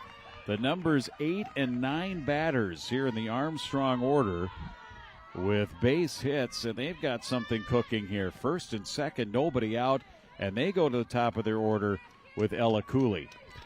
That ball had some speed on it. It was a one-hopper past third. No way you could catch up with that speed on that point of contact. Cooley has 2 hits here today. Out in left field now, was the starting pitcher, and takes in the dirt, ball 1. She scored a couple of runs here today as well. A lot of infielders shifting around to their spots here with runners on first and second. No outs, and Cooley takes low and away. Everyone's got a spot to be in this infield. 2-0, I believe, is the count. Yep. 2 balls and no strikes. Don Brose, the home plate umpire, signaling that for us. Another one low, now 3-0. I wonder about the grip on the ball. Well, yeah, that, and you've seen the coaches in the dugouts both with towels, and home plate umpire will also work to keep those balls dry. We'll toss it over to the Anoka dugout. I don't know if they're going to wipe that one dry or maybe had a scuff in it. 3 balls and no strikes here. 3-0 to Cooley. Squares the bunt, pulls back, ball 4, and everybody moves up, and the bases are loaded of Falcons. You blink your eye. Yeah. And here are the Falcons now with first, second, and third bases loaded. And Marquis, who's had a nice game today. Sacrifice fly, a single, and a double. 2 for 3 with a run batted in. Yeah, and Matson is that one who's in the on-deck circle. Marquis rolls it to the right side. Foul, 1 strike. And you start thinking, she has hit the ball extremely well. If we got an open base when she comes up, we got to walk her. Perhaps that's the case. Let's see. A lot to be decided after this at bat right now. Both Marquis and Matson also going sleeveless underneath their uniform. Going just short sleeves, no undershirt. That's a tough look. They're just tough I'm beginning to feel like an Armstrong. underachiever here today. Right, yeah, you're overdressed. 1 ball and 1 strike. Infield is in with the bases loaded, nobody out. Popped up right side. That will find foul territory out of play. Yeah, she chased that pitch. 1 ball, 2 strikes. Somebody just pulled up here. That might be the insurance adjuster for the car.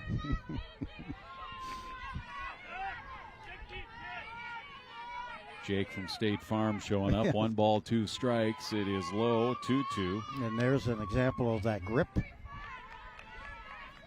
2-2. Herberg battling her way here. She's got the bases loaded. She's now in a jam in the top of the 8th. Her 2-2 delivery just missed outside, and now the count is full. 3 balls and 2 strikes. Burns at third. McLeodon is at second. Cooley is at first. We might have a courtesy runner at second that I missed. Bouncer right back to the pitcher. Home for 1. First for a double play. Holy cow, how about that? And no runs scored. It stays tied at 9. And 1, 2, 3. And now you got that decision. Do you give Madison first base? Or Matson first base? That is a decision. It's open. I mean, that couldn't turned out any better for Anoka. A double play, leaving an open base. And Matson, who's swinging that bat so well, I would be surprised if they pitched to her. Schultz running for McLeodon, I'm assuming, is down at third. Cooley is at second. And the first pitch swinging here, Madsen swinging and pitching to her. She's 4 for 4. She has 4 singles and fouls that one back. 1 ball and 1 strike. Gutsy play here. And that is McLeodon, who is running. The catcher stayed in the game running on the base paths down at third. They had used Schultz as a courtesy runner earlier. Pitch in the dirt, evens the count here at 1 ball and 1 strike. Primer due up next. 1-1. Hit high in the air. Left center. Wow. Francois is there. The inning is over. Armstrong had the bases loaded and nobody out. And Herbert and the Tornadoes worked their way out of that jam to keep this a 9-9 game going to the bottom of the 8th. Here we go. And Frecking will be the leadoff hitter here in the bottom of the 9th, even though it says Anoka on the top. It is the bottom. Something's got to give here. And Anoka's been battling back. They've been chasing the game all game long after falling behind 6-0 in the first inning, and then finally worked their way to tie the game in the bottom of the 7th, and could have easily won it. They had a couple of opportunities with the winning runner at third. Could not get that runner across, and then bases loaded here and nobody out for Armstrong in the top of the 8th.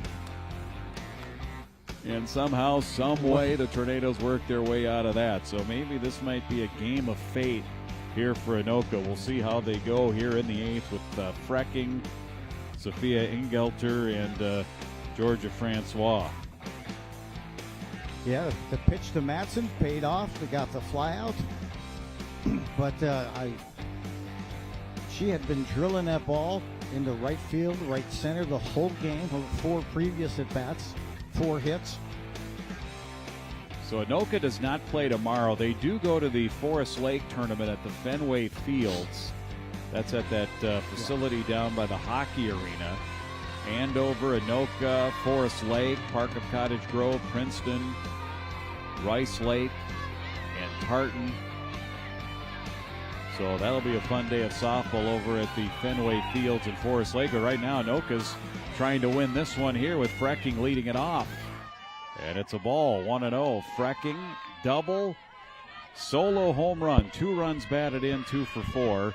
She has one of the 3 home runs today for Anoka. She didn't chase that first pitch. And looks at that one high. So good eye there twice here by Frecking. That unless Cooley's going to pitch around her here at 2-0, she should be getting something to hit here. Oh, they can't give her anything down the middle. Don't want to do that. It kind of looks like maybe missing that outside, might 3-0. be what they're doing.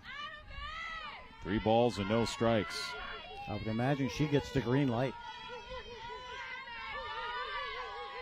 It's my favorite of lights, and it's a called strike. It is. 3-1. Well, she did bring a strike there. Good one location, knee high. Cooley did not start. Came in relief in the second inning. Rocks back, delivers, ball 4. So the winning run on base with nobody out. Sophia Engelter now lined to short.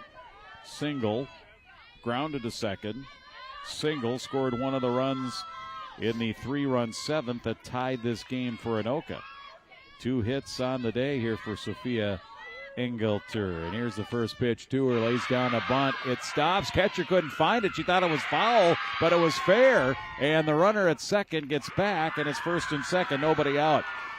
So the dirt is all dug up right in front of the plate. I don't know if she thought it hit the bat or what was her reaction on that one, Joe. It's clearly a fair ball in front of the plate. See, I think she thought maybe that thing was just foul on the other side of that tip of that plate, but tough to argue. That's going to be a bunt base hit. It's a single. First pitch swinging here is Francois.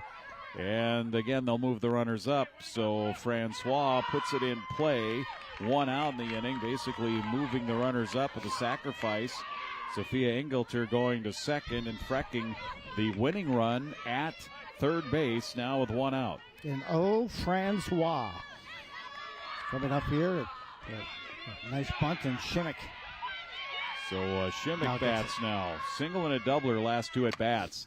First pitch swinging, being aggressive, and fights it off to the right side foul.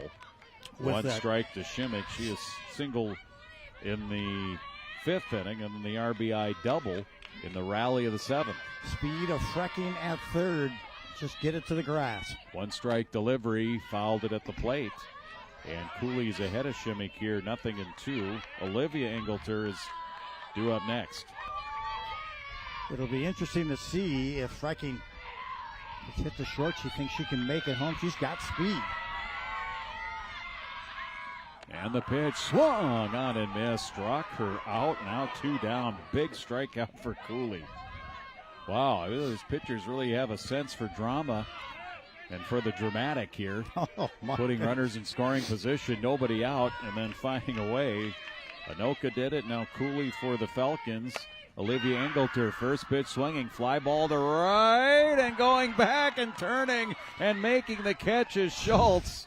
And we'll go to the 9th. Oh, Schultz, a bit of an adventure in right field, but she's able to turn and make the play. And Anoka retired in the bottom of the 8th inning. They strand the winning run at 3rd. And we'll go to the 9th. All tied at 9.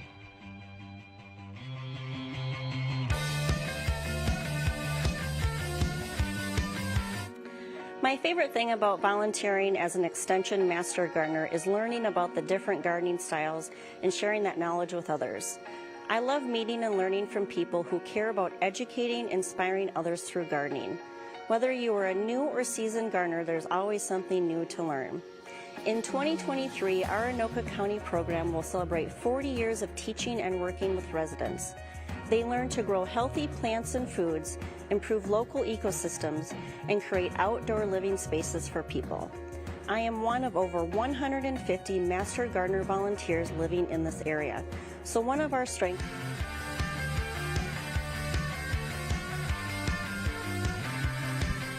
Hey, let's salute these hardy fans that are sticking it out here today. They don't want to go anywhere. Exciting high school girls softball as we go to the 9th inning. No, they have not changed the rules where you play 9 innings in high school ball. We're extra innings. All 9s up there. 3 of a kind. 3 9s. 9, 9, 9. Number 9, number 9, number 9. Out on the scoreboard here. 9th inning, all tied at 9. And it's Armstrong, 4, 5, and 6. Primer, Wolvatney, and Super.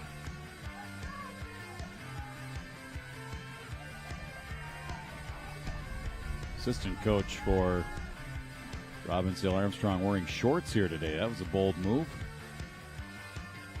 We have sleeveless players out there as well. Yeah. So again, here is Primer. Walk, run, scored. She's been retired the last 3 times. And she'll start out the 9th inning where they foul back to the chain link screen. 1 strike. Herberg still pitching away here. I bet you when she woke up this morning, probably knew she was. Well, she thought she might be used as a relief pitcher, but not in the first inning, I'm sure. As that pitch misses, she changes up on it. 1 ball and 1 strike, but that was the situation. Oh, my. As Cook started, couldn't get anybody out, got in a jam, gave up 6. She came in, and she's battled her way through here. Kept it close enough for a team could rally and tie and force extra innings in the 7th, and here we are still playing in the 9th. It's 2-1. Pitch to Primer, takes a strike, evens a count, 2-2. I lost the feeling in my fingertips about the 7th inning. So yes, doing our best. Mm-hmm. 2-2. Roller to short, Frecking, charges, throws, got her. Almost pulled Anderson off the bag, but Anderson able to keep her foot on the bag, 1 out.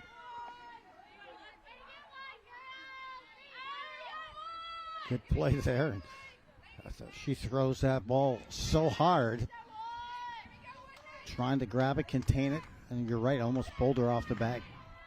Wolvatney drew a bases-loaded walk and got an RBI back in the first inning. Also a single her last at bat. Looks at that floater out of the strike zone. Ball 1, 1-0.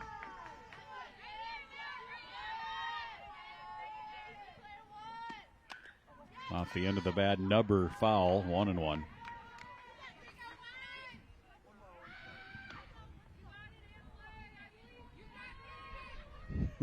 You can see the American flag out beyond center field at Castle Field. You can see the wind. You're right. Get the ball up in the air. Yep. The wind is even stronger than what we're feeling here at ground level.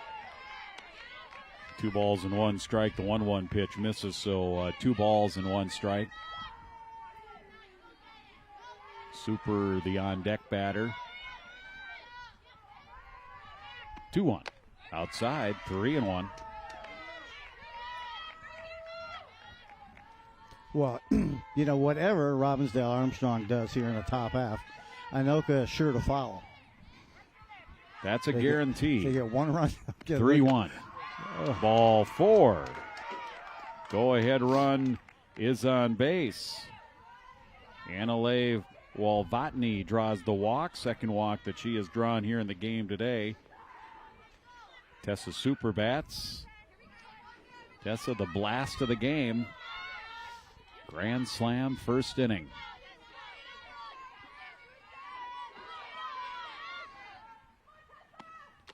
And it is a ball. 1 ball. Grand slam, and we don't have a Denny's anywhere close to us. No. 1 ball, no strikes. 1 out, and a runner on. 1-0. On the ground sharply, slowing up though in the wet dirt, frecking over to second. They get 1, relay to first, not in time. So the lead runner retired, super safe, fielder's choice. And now 2 outs. Well, hitting now, a big play in right field. She had a nice drop step on a hard hit ball. Yep, here's Maddie Schultz, who has not batted yet in the game. This is her first plate appearance. Looks at that one. It's in the dirt. Bobbled, throw to second, and it got away from Frecking covering. And Super will be safe at second, advancing on that pitch in the dirt. That play by Schultz in right field was tough. A line drive coming right at you, tough to read. Ball is sailing, but she had a nice drop step and made that basket catch. And she lifts this one to right field. Shallow right. Jones, the second baseman, goes back to collect it. And Armstrong down in the top of the 9th inning.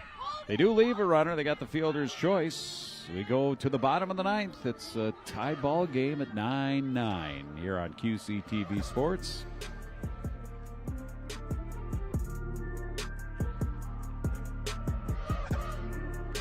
Bringing up, I thought for sure, a couple of nice bunts, put those down in a good situation. They led off that last inning with the bases juiced, but couldn't quite get anyone across on it. So, yeah, Frecking here got the third with 1 out, and they couldn't push her across as well. So, yeah, a lot of ebbs and flows, a lot of drama to this one. Certainly the grand slam and the 6-run first, and both teams have had chances to win it here in the 7th and in extra innings. Anoka in the bottom of the 8th had runners at second and third and nobody out, and couldn't get anybody across. And of course, famously in the top of the 8th inning, Robbinsdale Armstrong had the bases loaded, yes, nobody out, and they could not get a run across to take the lead. So we'll see what the Tornadoes do here in the bottom of the 9th inning. It's Lily Anderson, Ava Kirkpatrick, and Jordan Jones.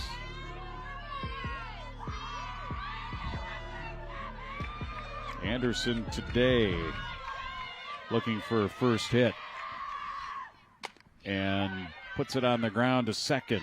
Marquis gobbles it up, 1 out. oof, she left that changeup awfully high. Well, the ground ball out. You get to see the number 9 hitter in Kirkpatrick here. Kirkpatrick today also looking for her first hit. Hitless in 4 trips. Takes a strike. Came into the game hitting 143. Ella Cooley came in relief. She's pitched since the 2nd inning.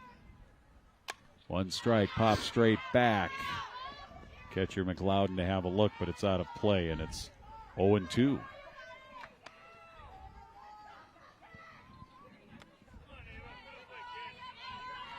Well, the lights have not been turned on over at Castle Field yet, even though it's Oh, yeah. overcast. I'm not sure what inning they're in. 0-2. Changeup way out in front, swings through it. They'll have to throw to first to complete the out, and they do. 2 down. Well, it could be a walk-off win here for... Well, Jordan Jones has the power here. She has a couple of home runs. Now, RBI's number 6 and 7 with those solo home runs. And she hit one to the fence. Yeah, she had a triple that she tried to stretch into a double, or excuse me, into a home run, but was thrown out at the plate. Takes the pitch here high, ball 1, and of course Cooley very, very aware of what Jones has done in the game here today, so she's going to be somewhat careful, I'm sure. Needs to be very meticulous with each pitch. 1-0 delivery. 2 balls and no strikes. Kissel would bat if Jones can extend the inning.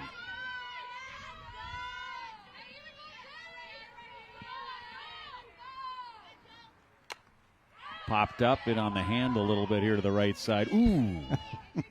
The Nissan, I call it a Sentra. What's it, Altima? It's an Altima. It's an Altima. 4-door sedan. It is under fire here today. It still hasn't moved after being... 2 balls and 1 strike. I don't know, maybe they want the insurance money. It's down the line and foul territory, and first base, second base, or right field, neither of them could get to it. And it's now 2 balls and 2 strikes. 2-2 to Jones. 2 outs, nobody on.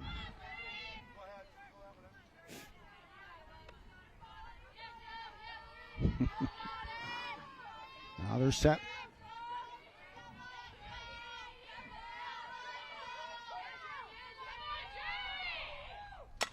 Hit well to right. That's going to make it to the fence. Couple of hops. Jones heading to second and will slide in. It's a 2-out double. What a day here today for Jordan Jones. Her 3rd hit of the game. She's technically a single away from the cycle as she adds a double to her 2 home runs and a triple. And the winning run now is at second base for Audrina Kissel. Oh, my. And that's going to bounce away. That run now 60 feet away. Wild pitch. Well, that's just that grip, that wet ball. It's ball 1 here to Kissel. She has not thrown a pitch like that all game. So, Tornadoes see if they can find a way to get Jones home and end this one here in the 9th. 1 ball count here. Cooley to Kissel. 2-0. Yeah, you don't want to look in the on-deck circle if you're Cooley as well. Kissel does have a hit. She also reached in an air and scored a run here today. 2 balls, no strikes. In the air, left center. This one is going to be caught by the left fielder. Novotny is there right at her. We go to the 10th inning here in this one. As it stays tied, Anoka threatens, but they do not score. They leave the winning run at 3rd. We've played 9, tied at 9 here on QCTV Sports.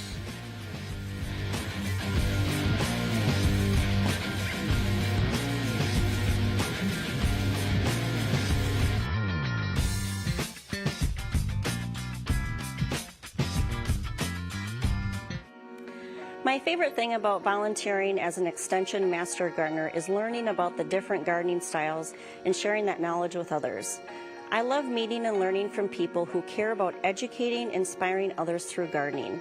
Whether you are a new or seasoned gardener, there's always something new to learn.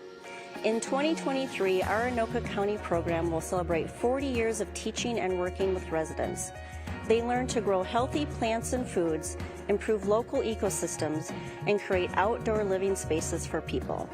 I am one of over 150 Master Gardener volunteers living in this area, so one of our strengths is being familiar with the challenges other local gardeners face.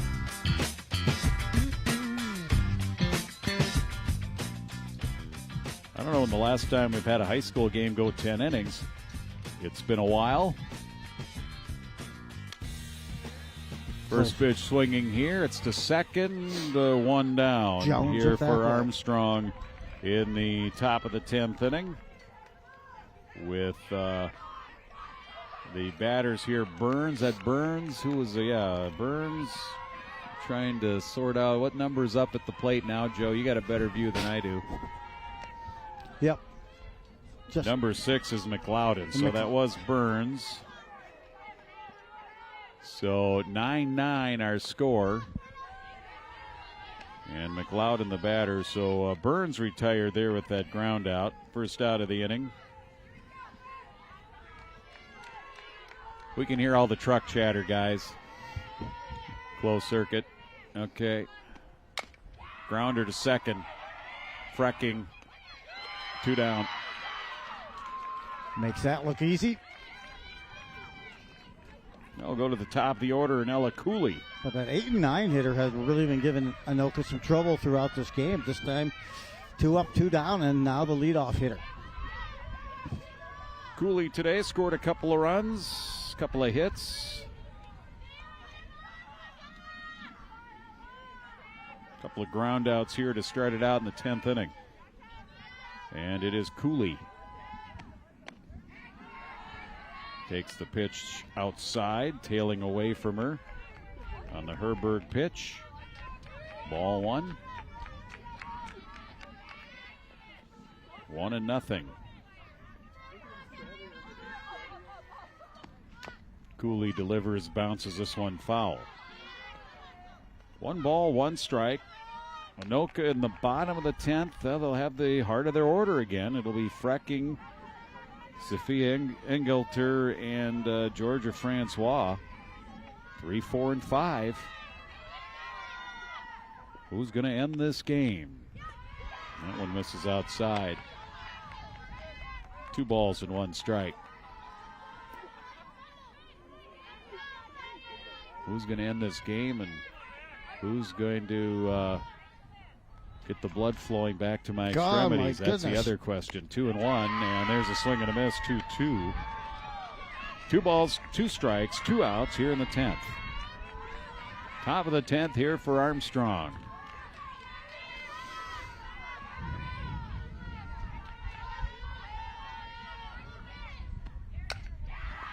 Reaches out, hits it in the air, but right at the center fielder, Francois. 1, 2, 3. Herberg retires Armstrong in order here in the 10th inning. Bottom of the 10th coming up. Tied at 9 with Anoka coming to the plate. Well, ideal situation here. Frecking can be as patient as she wants. Hope she gets the pitch she wants. I think her teammate would love to see her be aggressive up at the plate for this at bat.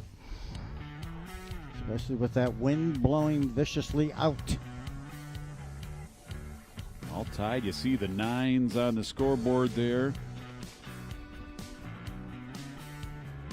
Been a tight game between these teams. Last year was a 4-0 Armstrong win when Anoka traveled down to Robbinsdale.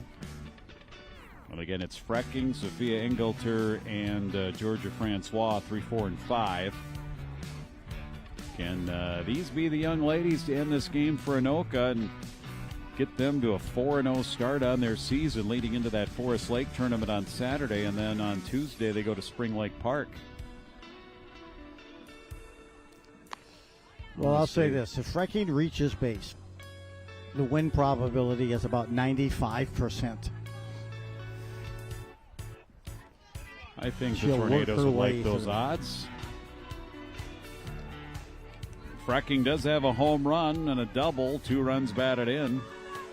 Walked her last time up. 6 runs batted in here for the season for Frecking.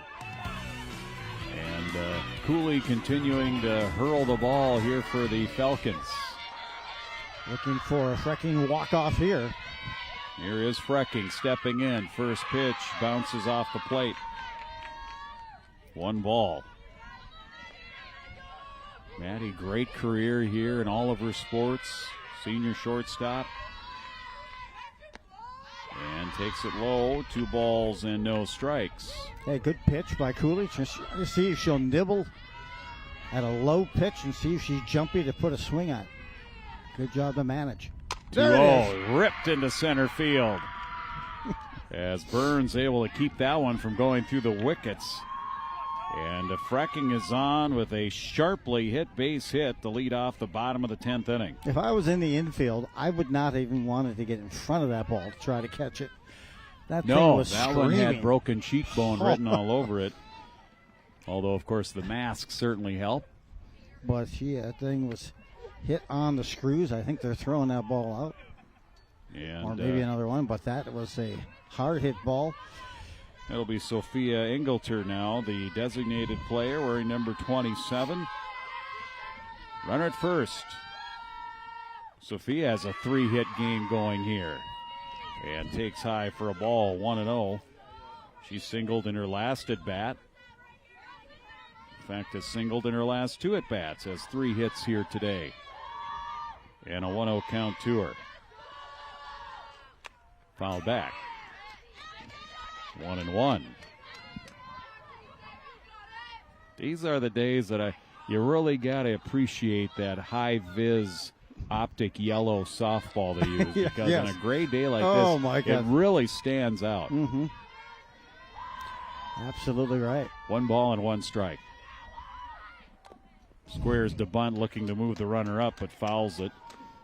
Now 1-2. That'll take that game plan out of play. Georgia Francois is on deck. Engelter DP today for the pitching position. 1 ball and 2 strikes to her. Winning run is at first. Nobody out. Bottom of the 10th. Hit towards right center. That's in the gap. That could score the run. Frecking has rounded second. She's to third. She's coming home, and she'll win the game. A game-winning double for Sophia Engelter, the junior designated player. Connects and splits the fielders and hits the gap in right center field. And Anoka wins this game as Frecking scores all the way from first. And your final today, 10-9, here from Anoka High School. Joe, your thoughts as we wrap it up. Well, that 6-run first inning seems a long time ago. And what did we say? Does. Hey, it's the best. The best news is that 6-run deficit, and they have innings behind, and they can just continue to work and chip at it. And they did. I'll be honest, that's expert and outstanding softball analysis right there. And I'm a play-by-play guy, so I don't know where that came from. But so Anoka with an exciting 10-inning victory here today. They go to 4-0 on the season. And again, they'll be at that Forest Lake tournament on Saturday at the Fenway Fields, and then at Spring Lake Park on Tuesday. Meanwhile, for Armstrong, they suffer their first loss of the season, now 1-1. They're at Minneapolis Edison for their next game on Wednesday. Thanks to our brave crew here today, especially the guys in the warm truck. We have no respect for you guys whatsoever. But the cameramen out here, everybody out top, out in center field. For Joe, I'm Jim Erickson. Thanks for joining us here today, and probably the warmth and the comfort of your home as the temperature in the feels like reading dropped as the game went on, but the excitement picked up and kept us warm basically all game long, Joe. And plus, the Ultima has his lights on now as well. That just got at hit. least the battery works. That's good. But anyway, for Joe Rulin, I'm Jim Erickson here in a fun game. Again, Anoka wins it in 10 in a come-from-behind victory over Robbinsdale Armstrong. Your final 10-9. You've been watching high school softball here on QCTV Sports.